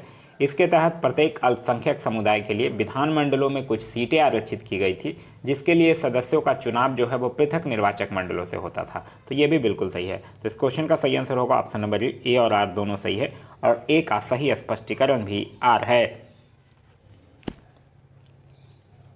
नेक्स्ट है हमारा कि महात्मा गांधी ने अपना पहला आमरण अनशन कब प्रारंभ किया था। तो महात्मा गांधी जो है वो अपना पहला आमरण अनशन जो है वो कॉमनवेल्थ अवार्ड के समय प्रारंभ किया था। तो इस क्वेश्चन का जो सही आंसर होगा वो होगा ऑप्शन नंबर ए, कॉमनवेल्थ अवार्ड के समय। नेक्स्ट है हमारा 1932 में महात्मा गांधी ने मरणोपरांत उपवास प्रधानता इसलिए किया क्योंकि रैमजे मैकडोनाल्ड ने सांप्रदायिक अधिनिर्णय यानी कि कॉमनवेल्थ अवार्ड की घोषणा की। तो इस क्वेश्चन का सही आंसर होगा ऑप्शन नंबर सी। नेक्स्ट है हमारा कि सांप्रदायिक अवार्ड एवं पूना पैक्ट में क्रमशः दलित वर्गों के लिए कितने सीटें दी गई थी। तो क्रमशः 71 और 147। तो इस क्वेश्चन का जो सही आंसर होगा वो होगा ऑप्शन नंबर बी, 71 व 147। कहीं कहीं इस बुक में 148 भी दिया हुआ रहता है। नेक्स्ट है हमारा कि पूना पैक्ट संबंधित था। तो पूना पैक्ट किससे संबंधित था। पूना पैक्ट की अगर हम लोग बात करते हैं तो यह दलित वर्ग से संबंधित था। तो इस क्वेश्चन का जो सही आंसर होगा वो होगा ऑप्शन नंबर ए, दलित वर्ग से। नेक्स्ट है हमारा कि पूना समझौता का उद्देश्य था। तो पूना समझौता का उद्देश्य क्या था, दलित वर्ग को प्रतिनिधित्व देना। तो इस क्वेश्चन का जो सही आंसर होगा वो होगा ऑप्शन नंबर बी, दलित वर्ग को प्रतिनिधित्व देना। नेक्स्ट है हमारा कि कह रहा है कथन और कारण दिया हुआ है। पूना पैक्ट ने कॉमनवेल्थ अवार्ड के उद्देश्य को धराशायी कर दिया था। यह बिल्कुल सही है। और उसके माध्यम से संसद एवं विधानसभाओं में अनुसूचित जातियों एवं अनुसूचित जनजातियों के सीट आरक्षण का मार्ग जो है वो प्रशस्त हो गया था। ये भी सही है। तो इस क्वेश्चन का जो सही आंसर होगा वो होगा ऑप्शन नंबर ए और आर दोनों सही है, और आर जो है वो ए की सही व्याख्या है। नेक्स्ट है हमारा कि सांप्रदायिक अधिनिर्णय की घोषणा के पश्चात निम्नलिखित में से किसे संपादित किया गया था। तो ये कह रहा है कि सांप्रदायिक अधिनिर्णय की घोषणा के पश्चात निम्नलिखित में से किसे संपादित किया गया था। तो किसे संपादित किया गया था, पुनः समझौता को। तो इस क्वेश्चन का सही आंसर होगा ऑप्शन नंबर डी। नेक्स्ट है हमारा निम्नलिखित में से किसने ऐतिहासिक 1932 के पुनः समझौते पर हस्ताक्षर नहीं किए थे। तो हस्ताक्षर किसने नहीं किया था, महात्मा गांधी ने ही नहीं किया था। तो इस क्वेश्चन का सही आंसर होगा ऑप्शन नंबर जी, महात्मा गांधी। नेक्स्ट है हमारा कि 1932 में पुणे पैक्ट के बाद हरिजन सेवक संघ की स्थापना की गई थी। इसके अध्यक्ष कौन है। तो इसके अध्यक्ष थे घनश्याम दास बिरला। तो इस क्वेश्चन का सही आंसर होगा option number B, Ghanshyam Das Birla. Next है हमारा कि अखिल भारतीय हरिजन संघ की स्थापना जो है वो किसके द्वारा किया गया था। तो अखिल भारतीय हरिजन संघ की स्थापना जो है वो महात्मा गांधी के द्वारा किया गया था। नेक्स्ट है हमारा हरिजन सेवक संघ का पूर्व नाम क्या था। तो पहले इसका नाम था all India anti untouchability league, फिर बाद में इसका नाम जो है वो हरिजन सेवक संघ कर दिया गया था। तो इस क्वेश्चन का जो सही आंसर होगा वो होगा ऑप्शन नंबर ए, all India anti untouchability league. Next है हमारा कि दलित वर्गों का संघ जो है वो स्थापित किया गया था। तो दलित वर्गों का संघ जो है वो बाबू जगजीवन राम के द्वारा स्थापित किया गया था। तो इस क्वेश्चन का सही आंसर होगा ऑप्शन नंबर बी। नेक्स्ट हमारा निम्नलिखित में से किसने कहा था कि महात्मा गांधी क्षणिक भूत की भांति धूल उठाते हैं लेकिन अस्तर नहीं। यह कथन है जो डॉक्टर भीमराव अंबेडकर का है। तो इस क्वेश्चन का सही आंसर होगा ऑप्शन नंबर ए, डॉक्टर भीमराव अंबेडकर। नेक्स्ट है हमारा कि कांग्रेस सोशलिस्ट पार्टी की पहली बैठक हुई थी। तो कांग्रेस सोशलिस्ट पार्टी की पहली बैठक जो है वो 1934 में पटना में हुआ था। तो इस क्वेश्चन का सही आंसर होगा ऑप्शन नंबर सी, पटना में। नेक्स्ट हमारा कि कांग्रेस सोशलिस्ट पार्टी की पहली बैठक पटना में कब हुई थी। तो अभी हम लोगों ने देखा कब, 1934 में। नेक्स्ट है हमारा कि कांग्रेस सोशलिस्ट पार्टी के संदर्भ में निम्नलिखित कथनों पर विचार कीजिए। इसने ब्रिटिश माल के बहिष्कार और करों के अपवंचन की वकालत की थी, यह गलत है। यह सर्वहारा वर्ग का अधिनिकात स्थापित करना चाहती थी, ये भी गलत है। और इसने अल्पसंख्यकों तथा दलित वर्गों के लिए पृथक निर्वाचक क्षेत्र की वकालत की थी, तो ये भी गलत है। तो इस क्वेश्चन का जो सही आंसर होगा वो होगा ऑप्शन नंबर डी, कोई नहीं इसमें से सही है। नेक्स्ट है हमारा निम्नलिखित में से कौन जो है वो कांग्रेस समाजवादी दल का प्रमुख नेता है। तो कांग्रेस समाजवादी दल का जो प्रमुख नेता है वो है आचार्य नरेंद्र देव। तो इस क्वेश्चन का सही आंसर होगा ऑप्शन नंबर डी। नेक्स्ट है हमारा कि वर्ष 1934 में पटना में अखिल भारतीय कांग्रेस समाजवादी पार्टी का संयोजक कौन था। तो यह थे जयप्रकाश नारायण। तो इस क्वेश्चन का सही आंसर होगा option number C, Jayaprakash Narayan. यह देखिए, आपको लोगों को एक परीक्षा मंथन की बुक देख रही होगी। इस बुक के लास्ट में ऑब्जेक्टिव क्वेश्चंस दिए हुए हैं, उस सारे ऑब्जेक्टिव क्वेश्चंस को आप लोग कर लीजिए। ये भी आधुनिक भारत का है। ऐसे आप घटना चक्र कर लेते हैं तो सफिशिएंट है आपके लिए, लेकिन परीक्षा मंथन की भी बुक भी काफ़ी अच्छी है। इसके ऑब्जेक्टिव भी अगर कर लेते हैं तो आप लोगों का आधुनिक भारत का टेंशन ही खत्म हो जाएगा। आधुनिक भारत क्योंकि एक बहुत बड़ा रोल प्ले करता है आप लोगों के एग्जाम में, इसलिए आधुनिक भारत को ज़्यादा टाइम देकर और ज़्यादा कॉन्सेंट्रेशन के साथ पढ़ने की ज़रूरत है। तो इस मद्देनज़र रखते हुए परीक्षा मंथन का जो भी वीडियो है वो भी आप लोगों के लिए जल्द प्रोवाइड करवा दिया जाएगा। नेक्स्ट है हमारा कि वर्ष 1934 में कांग्रेस समाजवादी पार्टी का गठन किया गया था, किसके द्वारा किया गया था। तो यह पार्टी जो है वो जयप्रकाश नारायण और आचार्य नरेंद्र देव के द्वारा किया गया था। तो इस क्वेश्चन का सही आंसर होगा ऑप्शन नंबर बी। नेक्स्ट है हमारा कि बिहार सोशलिस्ट पार्टी के संस्थापक थे। तो बिहार सोशलिस्ट पार्टी के एक संस्थापक का नाम था जयप्रकाश नारायण। नेक्स्ट है हमारा कि लोकनायक के नाम से किन्हें जाना जाता है। तो लोकनायक के नाम से जयप्रकाश नारायण को जाना जाता है। नेक्स्ट है हमारा कि जयप्रकाश दिवस मनाया गया था। तो जयप्रकाश दिवस कब मनाया गया था, अप्रैल 1946 में मनाया गया था। तो इस क्वेश्चन का सही आंसर होगा ऑप्शन नंबर डी, अप्रैल 1946 में। नेक्स्ट है हमारा कि निम्नलिखित कथनों पर विचार कीजिए। 1936 में हस्ताक्षरित बम्बई मैनिफेस्टो प्रत्यक्ष रूप से समाजवादी आदर्शों का प्रतिपादन का विरोधी था, यह बिल्कुल सही है। फिर कह रहा है इसको समस्त भारत में बृहद व्यापारिक समुदाय का सहयोग मिला था, तो ये भी बिल्कुल सही है। तो इस क्वेश्चन का सही आंसर होगा ऑप्शन नंबर सी, यहाँ 1 और 2 दोनों जो है वो क्या है, सही है। नेक्स्ट है हमारा कि प्रांतीय सरकारों का गठन जो है वो निम्नलिखित में से किस अधिनियम के तहत किया गया था। तो प्रांतीय सरकारों का जो गठन है वो 1935 के अधिनियम के तहत किया गया था। तो इस क्वेश्चन का सही आंसर होगा ऑप्शन नंबर ए, 1935 के अधिनियम के तहत। नेक्स्ट है हमारा कि 1935 के अधिनियम के तहत कराए गए विधानसभा चुनाव में किस राज्य में कांग्रेस ने पूर्ण बहुमत प्राप्त नहीं किया था। तो कांग्रेस जो है वो बंगाल में पूर्ण बहुमत प्राप्त नहीं किया था। तो इस क्वेश्चन का जो सही आंसर होगा वो होगा ऑप्शन नंबर डी। आप लोगों ने पढ़ रखा होगा बंगाल, असम, उत्तर पश्चिम सीमा प्रांत, पंजाब और सिंध में कांग्रेस को पूर्ण बहुमत नहीं मिली थी। नेक्स्ट है हमारा कि 1937 के चुनाव में कांग्रेस द्वारा बहुमत प्राप्त प्रांतों की संख्या कितनी थी। तो देखिए बहुमत प्रांत अगर प्रांतों की संख्या की अगर आप लोग बात करते हैं कि कितने बहुमत प्रांत थी तो आप उसको 5 कह सकते हैं। मतलब ऐसे 6 थी, फिर बाद में आगे जाके एक और सरकार बना लेता है। तो इस क्वेश्चन का जो सही आंसर होगा, हुआ क्या था कि देखिए 1935 में जब भारत सरकार अधिनियम के आधार पर फरवरी 1937 में जब प्रांतीय विधानमंडलों का जब चुनाव हुआ था तो उसमें कांग्रेस जो है वो अपने प्रतिद्वंदी दलों का सफाया करते हुए 5 प्रांतों में, वो 5 प्रांत था मद्रास, बिहार, संयुक्त प्रांत, मध्य प्रांत और बरार और उड़ीसा वाले क्षेत्रों में पूर्ण बहुमत प्राप्त किया था। फिर जब जुलाई 1937 के दौरान 6 प्रांतों में भारतीय राष्ट्रीय कांग्रेस ने अपने मंत्रिमंडल गठित किए थे। ये प्रांत कौन कौन से थे? मद्रास, बम्बई, मध्य प्रांत, उड़ीसा, बिहार और संयुक्त प्रांत। फिर बाद में आगे जाके पश्चिमोत्तर प्रांत और असम में भी कांग्रेस ने अन्य सहयोगियों के साथ मिलकर गठबंधन मंत्रिमंडल बना लेता है। नेक्स्ट है हमारा कि ब्रिटिश भारत के निम्नलिखित प्रांतों पर विचार कीजिए और उन प्रांतों को पहचानिए जहां 1937 में भारतीय राष्ट्रीय कांग्रेस का मंत्रिमंडल नहीं बना था। तो कहां नहीं बना था? बंगाल और पंजाब में नहीं बना था। तो इस क्वेश्चन का सही आंसर होगा ऑप्शन नंबर बी, 3 और 4। नेक्स्ट है हमारा कि वह प्रांत जहां 1937 के आम चुनाव के बाद भारतीय राष्ट्रीय कांग्रेस ने अपनी सरकार नहीं बनाई थी। तो कहां सरकार नहीं बनाई थी? बंगाल में नहीं बनाई थी। तो इस क्वेश्चन का सही आंसर होगा ऑप्शन नंबर ए, बंगाल में सरकार नहीं बनाई थी। नेक्स्ट है हमारा कि वर्ष 1937 के चुनाव में कितने प्रांतों में कांग्रेस का मंत्रिमंडल बना था। तो कितने प्रांतों में कांग्रेस का मंत्रिमंडल बना था यह पूछ रहा है। तो कितने प्रांतों में बना था? 6 प्रांतों में। तो इस क्वेश्चन का सही आंसर होगा ऑप्शन नंबर सी, 6 प्रांतों में। नेक्स्ट है हमारा कि 1935 के अधिनियम के उपरांत 1937 में हुए चुनाव में गठित कांग्रेस मंत्रिमंडलों का कार्यकाल कितने दिनों का था। तो वो 28 माह का था। 28 महीने के बाद वो इस्तीफा दे दिए थे। तो इस क्वेश्चन का जो सही आंसर होगा वो होगा ऑप्शन नंबर डी, 28 महीने।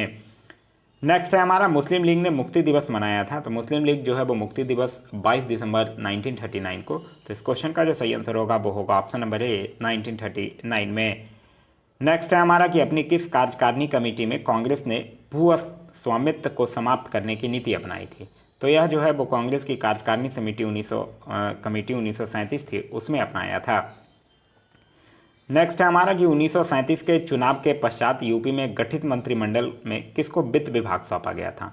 तो वित्त विभाग जो है वो रफ़ी अहमद किदवई को सौंपा गया था। तो इस क्वेश्चन का सही आंसर होगा option number B, Rafi Ahmed Kidwai को। नेक्स्ट है हमारा कि कांग्रेस प्रशासित प्रदेशों में मुस्लिमों की शिकायतों से संबंधित रिपोर्टों पर विचार कीजिए। पीरपू रिपोर्ट की अगर बात करते हैं तो ये कब? 1938 में।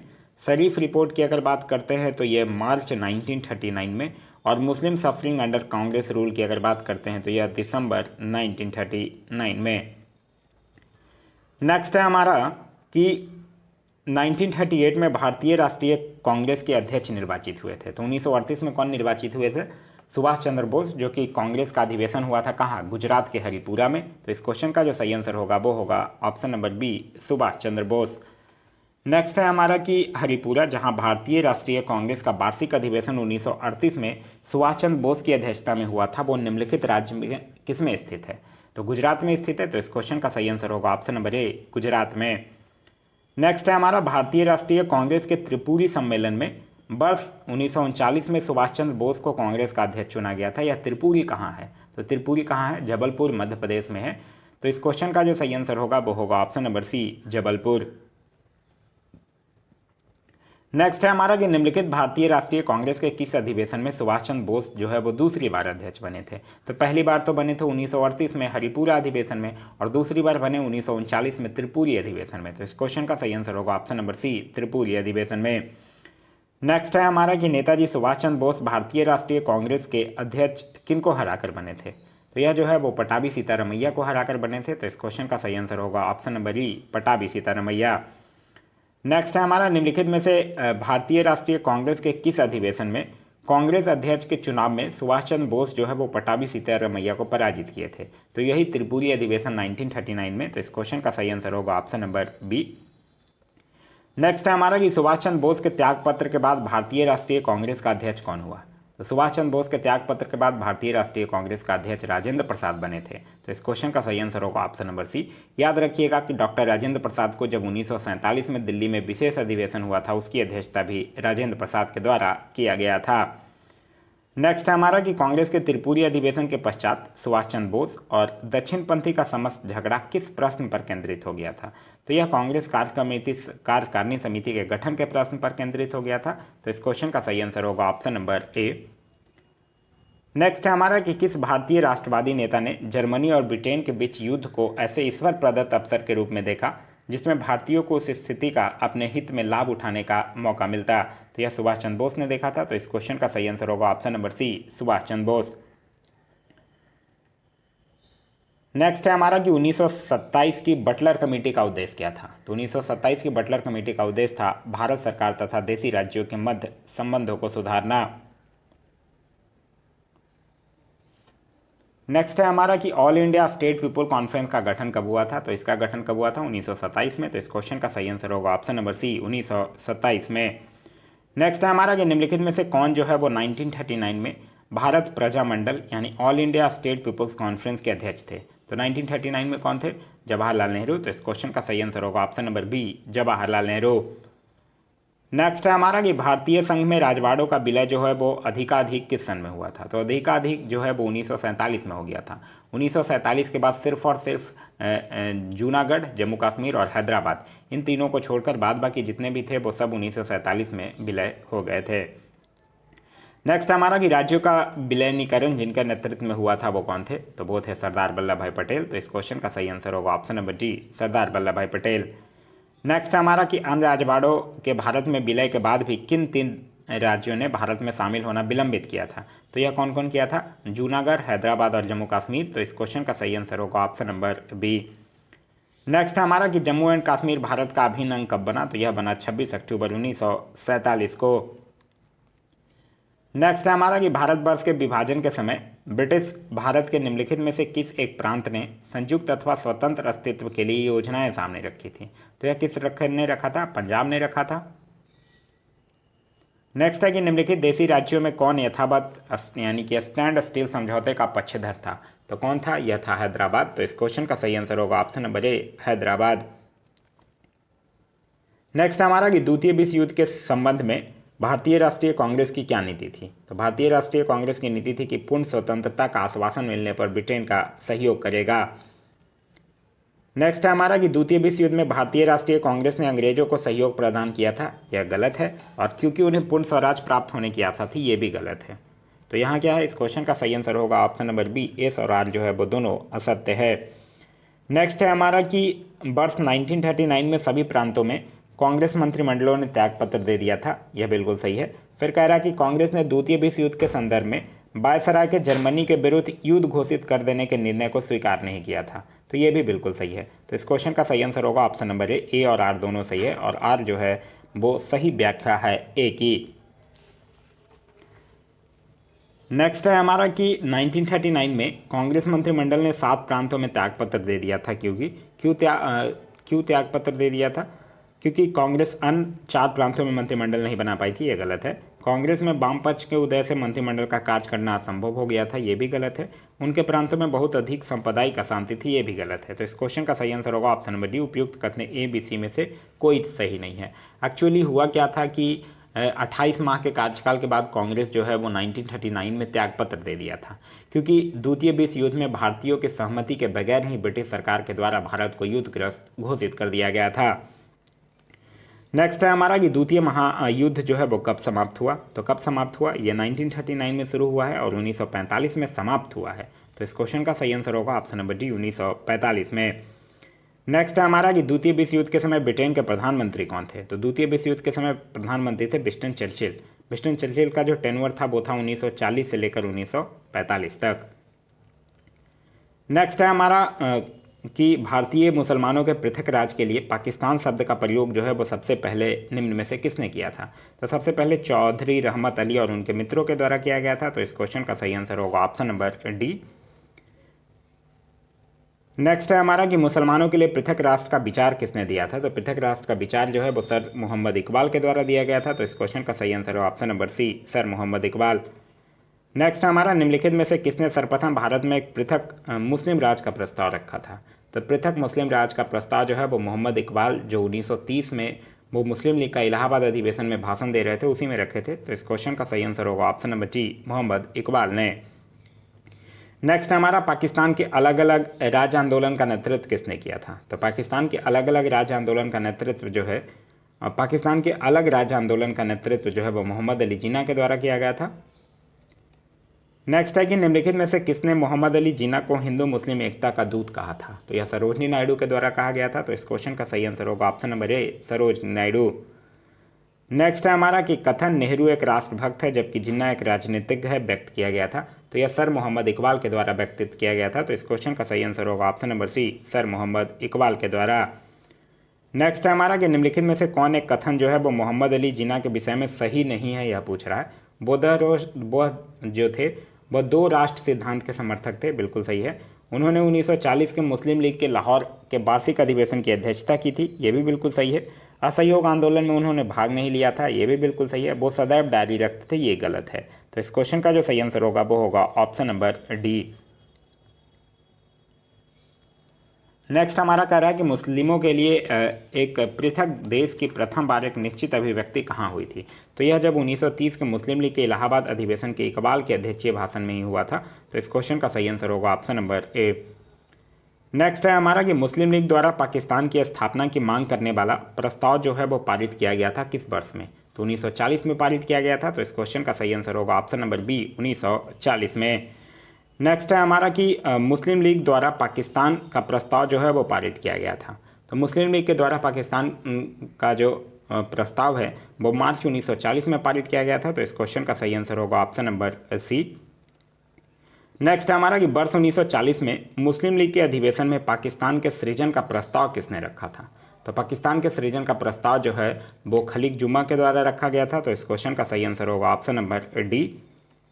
नेक्स्ट है हमारा कि पाकिस्तान प्रस्ताव की रूपरेखा किसने तैयार की थी। तो पाकिस्तान प्रस्ताव की रूपरेखा जो है वो सिकंदर हयात खां के द्वारा तैयार किया गया था। नेक्स्ट है हमारा कि मुस्लिम लीग का वार्षिक अधिवेशन जिसमें जिन्ना के दो राष्ट्र के सिद्धांत को मान्यता दी गई थी वो हुआ था। तो वो कहाँ हुआ था, 1940 में लाहौर में। तो इस क्वेश्चन का जो सही आंसर होगा वो होगा ऑप्शन नंबर ए, लाहौर में। नेक्स्ट है हमारा वह कौन तिथि थी जब मुस्लिम लीग ने पाकिस्तान दिवस मनाया था। तो जब मुस्लिम लीग जब पाकिस्तान दिवस मनाया था वो कौन तिथि थी, 23 मार्च 1943। तो इस क्वेश्चन का सही आंसर होगा ऑप्शन नंबर डी। नेक्स्ट है हमारा कि मुस्लिम लीग के लाहौर अधिवेशन की अध्यक्षता जो है वो किसके द्वारा किया गया था। तो यह मोहम्मद अली जिन्ना के द्वारा किया गया था। नेक्स्ट है हमारा कि महात्मा गांधी द्वारा व्यक्तिगत सत्याग्रह आंदोलन के लिए प्रथम सत्याग्रही कौन चुने गए थे। तो प्रथम सत्याग्रही चुने गए थे विनोबा भावे। तो इस क्वेश्चन का सही आंसर होगा option number D, Vinoba Bhave. Next है हमारा कि व्यक्तिगत सत्याग्रह यानी कि इंडिविजुअल सिविल डिसऑबिडेंस किसने आरंभ किया था। तो यह शुरू किए थे विनोबा भावे। देखिए अगर ऑप्शन में रहेगा महात्मा गांधी तो आपको महात्मा गांधी टिक करना होगा, लेकिन यहाँ महात्मा गांधी नहीं है इसलिए आप विनोबा भावे टिक कर सकते हैं। नेक्स्ट हमारा कि व्यक्तिगत सत्याग्रह में विनोबा भावे को प्रथम सत्याग्रही चुना गया था, दूसरा कौन था। तो दूसरे सत्याग्रही थे पंडित जवाहरलाल नेहरू। तो इस क्वेश्चन का जो सही आंसर होगा वो होगा option number B, Pandit Jawaharlal Nehru. Next है हमारा कि सर्वोदय शब्द का प्रयोग जो है वो सर्वप्रथम किसने किया था। तो सर्वोदय शब्द का जो प्रयोग है वो सर्वप्रथम महात्मा गांधी के द्वारा किया गया था। तो इस क्वेश्चन का जो सही आंसर होगा वो होगा ऑप्शन नंबर ए, महात्मा गांधी के द्वारा। नेक्स्ट है हमारा कि भारत में क्रिप्स मिशन किस वर्ष आया। तो भारत में क्रिप्स मिशन जो है वो 1942 को आया। तो इस क्वेश्चन का सही आंसर होगा ऑप्शन नंबर बी, 1942 को। नेक्स्ट है हमारा कि ब्रिटानिया सरकार के प्रस्ताव के प्रारूप घोषणा जो सर स्टॉपेट क्रिप्स लाए थे उसमें सम्मिलित था कि भारत को एक डोमिनियन स्थिति दे दी जानी चाहिए, बिल्कुल सम्मिलित था। कि सब प्रांतों और राज्यों को मिलाकर एक भारतीय संघ होना चाहिए, ये भी था। कि कोई भी प्रांत या भारतीय राज्य जो है वो भारतीय संघ से बाहर रहने का निर्णय ले सकता है, यह भी कहा गया था। और कि भारत का संविधान जो है वो जनता की द्वारा निर्मित किया जाएगा, ये भी कहा गया था। तो इस क्वेश्चन का जो सही आंसर होगा वो होगा ऑप्शन नंबर डी, इसमें सभी चारों जो हैं वो सही है। नेक्स्ट है हमारा कि 1942 के क्रिप्स मिशन का एक महत्वपूर्ण पहलू था। तो महत्वपूर्ण पहलू क्या था कि द्वितीय विश्व युद्ध के तुरंत पश्चात भारत संघ की स्थापना करना और उसे डोमिनियन पद प्राप्त प्रदान करना। तो इस क्वेश्चन का सही आंसर होगा ऑप्शन नंबर बी। नेक्स्ट है हमारा, निम्नलिखित में से कौन सा क्रिप्स मिशन के संबंध में सही नहीं है, यह पूछ रहा है। युद्ध समाप्त होने पर डोमिनियन दर्जा, ये कहा गया था। संविधान सदन द्वारा निर्मित संविधान निर्माण, ये भी कहा गया था। नई कार्य परिषद की नियुक्ति जिसमें हिंदुओं एवं मुसलमानों का समान प्रतिनिधित्व, ये इसका कोई जिक्र नहीं था हिंदुओं और मुसलमानों के समान प्रतिनिधित्व का। तो इस क्वेश्चन का सही आंसर होगा ऑप्शन नंबर सी। नेक्स्ट है हमारा कि सर स्टॉपेट क्रिप्स की योजना में यह परिकल्पना थी कि द्वितीय विश्व युद्ध के बाद, तो द्वितीय विश्व युद्ध के बाद क्या कहा देना चाहिए कि भारत को डोमिनियन स्टेट दे देना चाहिए। तो इस क्वेश्चन का जो सही आंसर होगा वो होगा ऑप्शन नंबर डी। नेक्स्ट है हमारा कि किसकी दृष्टि में क्रिप्स मिशन जो है वो एक टूटते हुए बैंक के नाम एक उत्तर दिनांकित चेक यानी पोस्ट डेटेड चेक था। तो यह महात्मा गांधी के द्वारा कहा गया था। तो इस क्वेश्चन का सही आंसर होगा ऑप्शन नंबर ए, महात्मा गांधी। नेक्स्ट है हमारा कि निम्नलिखित कथनों पर विचार कीजिए। क्रिप्स प्रस्ताव के प्रावधान सम्मिलित हैं भारत की पूर्ण स्वतंत्रता के लिए नहीं, भारत को डोमिनियन स्टेट देने की बात कही गई थी। संविधान निर्मात्री निकाय की रचना के लिए, ये बिल्कुल सही है। तो इस क्वेश्चन का सही आंसर होगा ऑप्शन नंबर बी, केवल 2 जो है वो सही है। नेक्स्ट है हमारा कि निम्नलिखित प्रधानमंत्रियों में से किसने भारत में क्रिप्स मिशन भेजा था। तो भारत में क्रिप्स मिशन कब आया था? 1942, और उस समय प्रधानमंत्री कौन थे? Winston Churchill. इनका टेन्योर था 1940 से लेकर 1945 तक। तो इस क्वेश्चन का सही आंसर होगा option number D, Winston Churchill. Next है हमारा, निम्नलिखित में से कौन क्रिप्स मिशन के साथ कांग्रेस के आधिकारिक वार्ताकार थे? तो आधिकारिक वार्ताकार थे पंडित जवाहरलाल नेहरू और मौलाना आज़ाद। तो इस क्वेश्चन का सही आंसर होगा ऑप्शन नंबर सी, पंडित जवाहरलाल नेहरू एवं मौलाना आज़ाद। नेक्स्ट है हमारा, निम्नलिखित में से किसने गांधी जी के आंदोलन को राजनीतिक फिरौती कहा था? तो ये लॉर्ड लेंथिंगो के द्वारा कहा गया था। तो इस क्वेश्चन का जो सही आंसर होगा वो होगा option number C, lord Linlithgow. Next है हमारा कि 6 जुलाई 1942 को बरघा में महात्मा गांधी जी ने कांग्रेस की कार्यकारिणी समिति में अपने भारत छोड़ो आंदोलन की चर्चा की थी। तब उस समिति के अध्यक्ष कौन थे? तब उस समिति के अध्यक्ष थे 1942 में कौन थे? अबुल कलाम आज़ाद। तो इस क्वेश्चन का सही आंसर होगा option number B, Abul Kalam Azad. Next है हमारा कि 14 जुलाई 1942 को कांग्रेस कार्य समिति द्वारा भारत छोड़ो आंदोलन का प्रस्ताव कहाँ पारित किया गया था? तो ये बरघा में पारित किया गया था। तो इस क्वेश्चन का सही आंसर होगा ऑप्शन नंबर बी। नेक्स्ट हमारा, भारत छोड़ो आंदोलन के समय भारत का प्रधान सेनापति कौन था? देखिए यहाँ प्रधान सेनापति पूछ रहा है। प्रधान सेनापति की अगर हम लोग बात करते हैं तो कौन था? Lord Wavell. तो इस क्वेश्चन का सही आंसर होगा option number A, lord Wavell. लेकिन अगर यही पूछ दे कि उस समय भारत का वायसराय कौन था, तब आपका आंसर होगा लॉर्ड लेंथिंगो। नेक्स्ट है हमारा कि भारत छोड़ो आंदोलन जो है वो कब प्रारंभ हुआ? तो भारत छोड़ो आंदोलन जो है वो 9 अगस्त 1942 को प्रारंभ हुआ था। नेक्स्ट है हमारा कि भारत छोड़ो आंदोलन का प्रस्ताव जो है वो बम्बई के किस मैदान में पारित किया गया था? तो यह बम्बई के ग्वालियर टैंक में पारित किया गया था। तो इस क्वेश्चन का सही आंसर होगा option number D, Gwalior tank. Next है हमारा कि भारत छोड़ो आंदोलन जो है वो कहाँ से शुरू हुआ था? तो भारत छोड़ो आंदोलन जो है वो बम्बई से शुरू हुआ था। तो इस क्वेश्चन का जो सही आंसर होगा वो होगा ऑप्शन नंबर सी, बम्बई से। नेक्स्ट है हमारा, यह कथन हम भारत को या तो आज़ाद करेंगे या आज़ादी के प्रयास में दिवंगत हो जाएंगे, किससे जुड़ा हुआ है? तो यह कथन किससे जुड़ा हुआ है? भारत छोड़ो आंदोलन से ही जुड़ा हुआ है। तो इस क्वेश्चन का जो सही आंसर होगा वो होगा ऑप्शन नंबर डी, भारत छोड़ो आंदोलन। नेक्स्ट है हमारा कि करो या मरो का नारा किसने दिया था? तो करो या मरो का नारा जो है वो महात्मा गांधी के द्वारा दिया गया था। नेक्स्ट है हमारा कि करो या मरो का संबंध किस आंदोलन से है? तो करो या मरो का जो संबंध है वो भारत छोड़ो आंदोलन से है।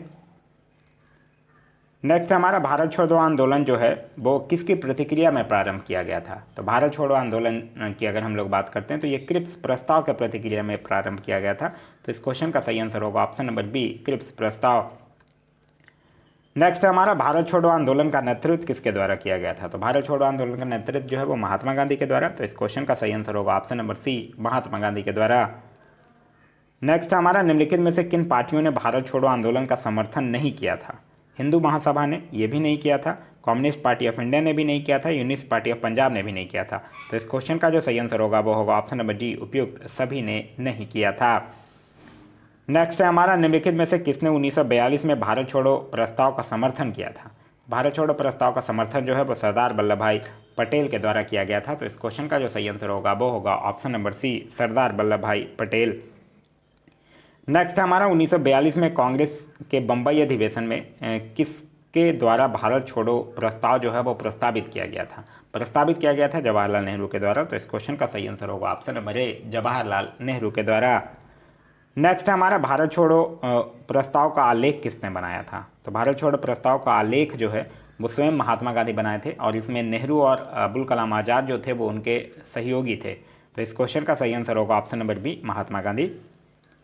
नेक्स्ट है हमारा भारत छोड़ो का नारा किसने दिया था। तो भारत छोड़ो का नारा जो है वो यूसुफ मेहर अली के द्वारा दिया गया था। देखिए ऐसे अगर पूछा जाए कि भारत छोड़ो का नारा कहाँ किसने दिया था तब आपका आंसर हो जाएगा महात्मा गांधी। लेकिन अगर आपसे ऑप्शन में यूसुफ मेहर अली रहे तो अब आपको पहले वो टिक करना है, क्योंकि नारा लिखने का श्रेय जो है वो यूसुफ मेहर अली को ही दिया जाता है।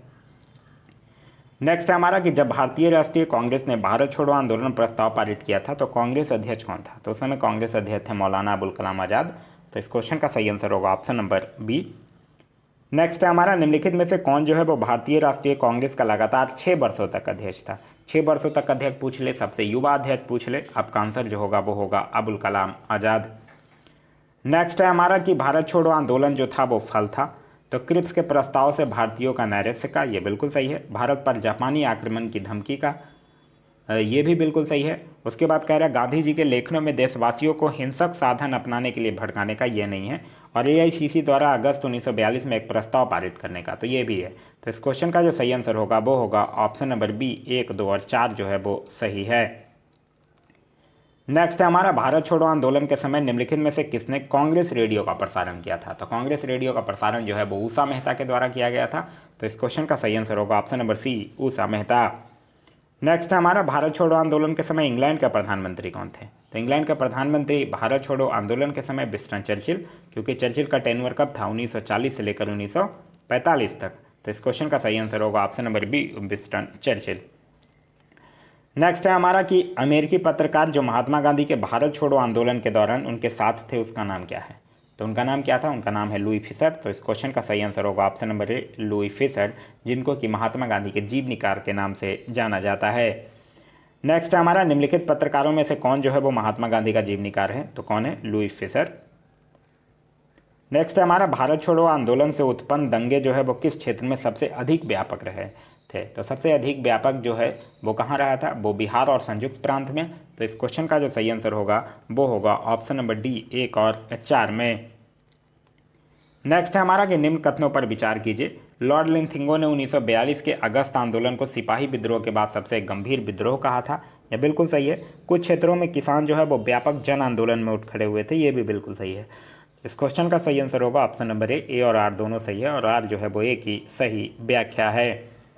नेक्स्ट है हमारा डॉक्टर राजेंद्र प्रसाद को 9 अगस्त 1942 को गिरफ्तार करके भेजा गया था। तो डॉक्टर राजेंद्र प्रसाद को पटना के बांकीपुर जेल में भेजा गया था। तो इस क्वेश्चन का सही आंसर होगा option number D, Bankipur jail में। नेक्स्ट है हमारा भारत छोड़ो आंदोलन के संदर्भ में महात्मा गांधी को कहाँ बंदी बनाया गया था। तो महात्मा गांधी को बंदी बनाया गया था बम्बई में, और फिर इनको रखा कहाँ गया था, इनको रखा गया था पूना के आगा खां महल में। तो इस क्वेश्चन का सही आंसर होगा ऑप्शन नंबर ए, बम्बई में। नेक्स्ट है हमारा महात्मा गांधी तथा उनके सहयोगियों की 1942 में हुई धरपकड़ से बिहार में बहुत दंगे हुए थे। इसमें रेल सेवा जो है वो पूर्ण रूप से ठप हो गई थी। उसमें अधिकतम प्रभावी जिला कौन था। तो अधिकतम प्रभावी जिला देखिए कौन कौन था, वो था बिहार का मुंगेर, उत्तर प्रदेश का बलिया और बंगाल का मेदिनीपुर। तो इस क्वेश्चन का जो सही आंसर होगा वो होगा ऑप्शन नंबर ए, मुंगेर। नेक्स्ट है हमारा जयप्रकाश नारायण को राष्ट्रीय स्तर के नेता की पहचान किस संदर्भ में मिली थी। तो इनको भारत छोड़ो आंदोलन के संदर्भ में ही मिला है। तो इस क्वेश्चन का जो सही आंसर होगा वो होगा ऑप्शन नंबर ए, भारत छोड़ो आंदोलन। नेक्स्ट है हमारा निम्नलिखित नेताओं में से किसने भारत छोड़ो आंदोलन के दौरान जेल से फरार होकर भूमिगत गतिविधियों को संगठित किया था। तो भूमिगत गतिविधियों को संगठित किसने किया था, जयप्रकाश नारायण ने। तो इस क्वेश्चन का जो सही आंसर होगा वो होगा option number D, Jayaprakash Narayan. Next है हमारा भारत छोड़ो आंदोलन से लोगों को जागरूक करने के लिए साहस दिलाने में सफलता मिली, ये बिल्कुल सही है। करो या मरो का नारा जो है वो लोगों के मन में प्रवेश कर गया, ये भी बिल्कुल सही है। तो इस क्वेश्चन का सही आंसर होगा ऑप्शन नंबर ए। नेक्स्ट है हमारा कि राष्ट्रीय स्वयंसेवक संघ 1942 के भारत छोड़ो आंदोलन से पृथक रहा, यह बिल्कुल सही है। इसका विचार था कि इस आंदोलन से भारत की स्वतंत्रता में देर होगी, यह गलत है। क्योंकि देखिए 1940 से लेकर विदेशी सत्ता समाप्त होने तक, मतलब 1947 तक, कोई भी राष्ट्रीय आंदोलन में राष्ट्रीय स्वयंसेवक संघ की कोई भी भूमिका नहीं थी। तो इस क्वेश्चन का जो सही आंसर होगा वो होगा ऑप्शन नंबर सी, यानी कि ए सत्य है परंतु आर जो है वो असत्य है। नेक्स्ट है हमारा, नीचे दिए गए कथनों पर विचार करने के लिए कह रहा है, भारत छोड़ो आंदोलन के परिणाम स्वरूप अंग्रेज और मुसलमान कांग्रेस के प्रति समान घृणा के कारण एक दूसरे के नज़दीक आ गए। ये बिल्कुल सही है।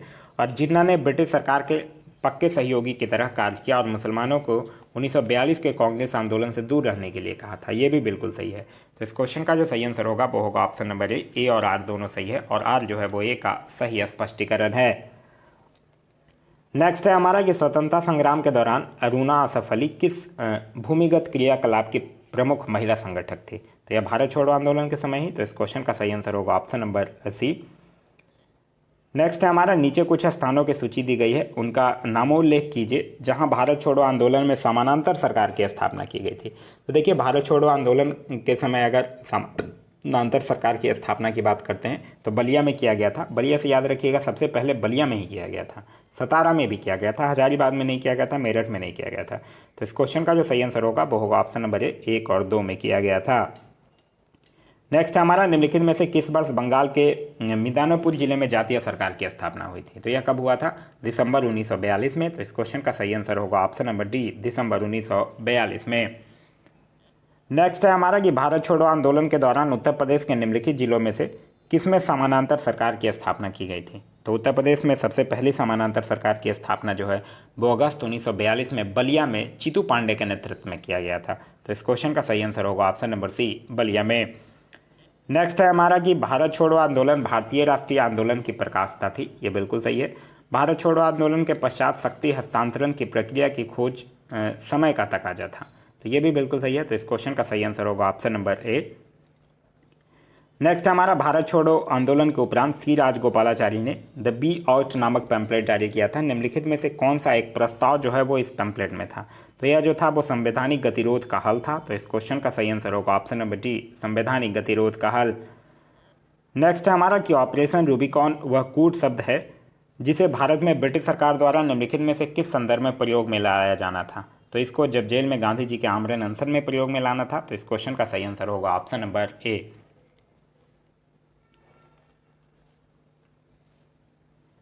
नेक्स्ट क्वेश्चन हमारा कह रहा है कि नेताजी सुभाष चंद्र बोस का जन्म जो है वो किस नगर में हुआ था? तो इनका जन्म जो है वो 1897 में उड़ीसा के कटक में हुआ था। तो इस क्वेश्चन का सही आंसर होगा ऑप्शन नंबर ए, कटक में। नेक्स्ट है हमारा कि वर्ष 1939 में कांग्रेस को छोड़ने के पश्चात सुभाष चंद्र बोस ने किस दल की स्थापना की थी? तो उन्होंने फॉरवर्ड ब्लॉक की स्थापना किया था। तो इस क्वेश्चन का जो सही आंसर होगा वो होगा option number D, forward block. Next है हमारा कि सुभाष चंद्र बोस ने फॉरवर्ड ब्लॉक की स्थापना किस वर्ष की थी? तो फॉरवर्ड ब्लॉक की स्थापना जो है वो 1 मई 1939 को। तो इस क्वेश्चन का सही आंसर होगा ऑप्शन नंबर डी। नेक्स्ट है हमारा कि आईएनए मानसिक पुत्र था। तो आईएनए मानसिक पुत्र था ज्ञानी प्रीतम सिंह का और मेजर आईवीजी फुजवारा का। तो इस क्वेश्चन का जो सही आंसर होगा वो होगा ऑप्शन नंबर डी, 1 और 4 दोनों। देखिए, यह जो बुक आपको दिख रही है बिहार एसआई का, यह घटना चक्र का ही बुक है। घटना चक्र पब्लिकेशन के द्वारा ही इसको पब्लिश किया जाता है। यह बुक से एक चीज़ जो खास करके बिहार के एग्ज़ाम का तैयारी कर रहे हैं, मतलब ऐसे तो इम्पॉर्टेंट सब है, 1 लाइनर में लिखा हुआ है, लेकिन ये बिहार एसआई के लिए स्पेशली डिज़ाइन किया गया है, बिहार एसआई को ध्यान में रखते हुए। तो बिहार एसआई का जो मेनली रूप से प्रिपेयर कर रहे हैं, या फिर अपकमिंग जो वैकेंसी है, मान लीजिए बिहार एसएससी की वैकेंसी आती है या फिर बीपीएससी की जो वैकेंसी है, ये सब में ये बुक जो है वो काफ़ी इंपॉर्टेंट है, 1 लाइनर है। इससे आप अपना रिवीजन जो है वो काफ़ी अच्छे से कर सकते हैं। इसका वीडियो भी है जो है वो सब्जेक्ट वाइज करके आप लोगों को जल्द प्रोवाइड करवा दिया जाएगा। नेक्स्ट है हमारा कि आईएनए किसके दिमाग की उपज थी और किसने इसकी स्थापना की थी? तो आईएनए की स्थापना जो है वो मोहन सिंह के द्वारा। तो इस क्वेश्चन का सही आंसर होगा option number B, captain Mohan Singh. Next है हमारा कि आज़ाद हिंद फौज का विचार जो है वो किसने सुझाया था? तो आज़ाद हिंद फौज का विचार जो है वो मोहन सिंह के द्वारा सुझाया गया था। तो इस क्वेश्चन का सही आंसर होगा ऑप्शन नंबर ए। नेक्स्ट हमारा कि भारतीय राष्ट्रीय सेना की स्थापना जो है वो किस वर्ष हुई थी? तो भारतीय राष्ट्रीय सेना यानी आईएनए की जो स्थापना है वो 1942 में हुआ था। तो इस क्वेश्चन का सही आंसर होगा ऑप्शन नंबर सी, 1942 में। नेक्स्ट हमारा आज़ाद हिंद फौज का प्रथम सेनापति था। तो आज़ाद हिंद फौज का प्रथम सेनापति कैप्टन मोहन सिंह।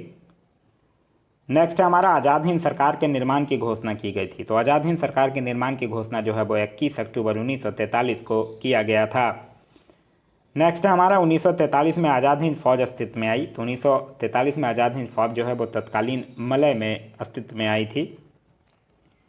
नेक्स्ट हमारा कि किस भारतीय क्रांतिकारी ने सुभाष चंद्र बोस को इंडियन नेशनल आर्मी के गठन में सक्रिय सहयोग दिया था? तो किसने दिया था? रास बिहारी बोस ने। तो इस क्वेश्चन का सही आंसर होगा ऑप्शन नंबर बी, रास बिहारी बोस ने। नेक्स्ट है हमारा कि आज़ाद हिंद फौज का प्रधान कार्यालय कहाँ स्थित था? तो इसका प्रधान कार्यालय जो है वो रंगून में स्थित था। तो इस क्वेश्चन का जो सही आंसर होगा वो होगा ऑप्शन नंबर बी, रंगून में। नेक्स्ट है हमारा कि किसने कहा था कि तुम मुझे खून दो मैं तुम्हें आज़ादी दूंगा? यह सुभाष चंद्र बोस के द्वारा कहा गया था। नेक्स्ट हमारा अखिल भारतीय फॉरवर्ड ब्लॉक की स्थापना के लिए सुभाष चंद्र बोस से कौन जुड़े और आईएनए आंदोलन के साथ भी जुड़े रहे? यह बात कर रहा है एक बिहार के स्वतंत्रता सेनानी हैं जिनका नाम है सीलभद्र जी। तो इस क्वेश्चन का सही आंसर होगा ऑप्शन नंबर सी। नेक्स्ट है हमारा भारतीय स्वतंत्रता संघर्ष के दौरान निम्नलिखित में से किसने द फ्री इंडियन लीजन नामक सेना बनाई थी? तो द फ्री इंडियन लीजन नामक सेना जो है वो सुभाष चंद्र बोस के द्वारा बनाया गया था। नेक्स्ट है हमारा कि इनमें से किसने रानी लक्ष्मीबाई रेजिमेंट की स्थापना की? तो रानी लक्ष्मीबाई रेजिमेंट की स्थापना जो है वो सुभाष चंद्र बोस के द्वारा किया गया था। तो इस क्वेश्चन का सही आंसर होगा option number D, Subhash Chandra Bose के द्वारा। नेक्स्ट है हमारा निम्नलिखित में से किस एक ने सुभाष चंद्र बोस को देश नायक कहा था? तो सुभाष चंद्र बोस को देश नायक जो है वो रविन्द्रनाथ टैगोर के द्वारा कहा गया था। नेक्स्ट है हमारा कि जय हिंद नारा किसने दिया था? तो जय हिंद हो या फिर तुम मुझे खून दो मैं तुम्हें आज़ादी दूंगा, यह दोनों नारा जो है वो सुभाष चंद्र बोस के द्वारा दिया गया था। नेक्स्ट हमारा आज़ाद हिंद फौज दिवस जो है वो किस तिथि को मनाया जाता है? तो यह जो है वो 12 नवंबर 1945 को मनाया जाता है। नेक्स्ट है हमारा कि आज़ाद हिंद फौज के किस सैनिक को 7 वर्ष के कारावास का दंड दे दिया गया था? तो यह दिया गया था राशिद अली को। तो इस क्वेश्चन का सही आंसर होगा option number C, Rashid Ali को। नेक्स्ट है हमारा कि निम्नलिखित में से आज़ाद हिंद फौज के किस अधिकारी ने लाल किले पर चलाए गए मुकदमे का सामना नहीं किया था? तो सामना किसने नहीं किया था? मोहन सिंह ने। तो इस क्वेश्चन का सही आंसर होगा option number C, Mohan Singh.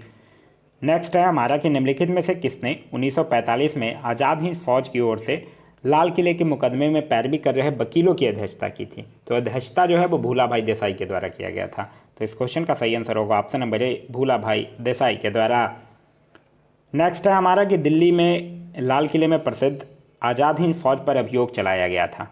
तो कब चलाया गया था? नवंबर 1945 में। तो इस क्वेश्चन का सही आंसर होगा ऑप्शन नंबर ए, 1945 में। नेक्स्ट है हमारा कि वर्ष 1945 की प्रमुख घटनाएं निम्नलिखित हैं। बेवल योजना, हाँ 1945 में ही हुआ था। शिमला सम्मेलन, ये भी 1945 में। नौसेना विद्रोह, यह 1945 में नहीं हुआ था, यह जो है वो फरवरी 1946 में हुआ था। आज़ाद हिंद फौज मुकदमा, ये भी नवंबर 1945 में। तो इस क्वेश्चन का जो सही आंसर होगा वो होगा ऑप्शन नंबर सी, 1, 2 और 4। 3 जो नौसेना विद्रोह है ये जो है वो फरवरी 1946 में हुआ था। नेक्स्ट है हमारा कि सुभाष चंद्र बोस के राजनीतिक गुरु कौन थे? तो सुभाष चंद्र बोस के राजनीतिक गुरु थे कौन? CR दास यानी चित्तरंजन दास। तो इस क्वेश्चन का सही आंसर होगा ऑप्शन नंबर बी।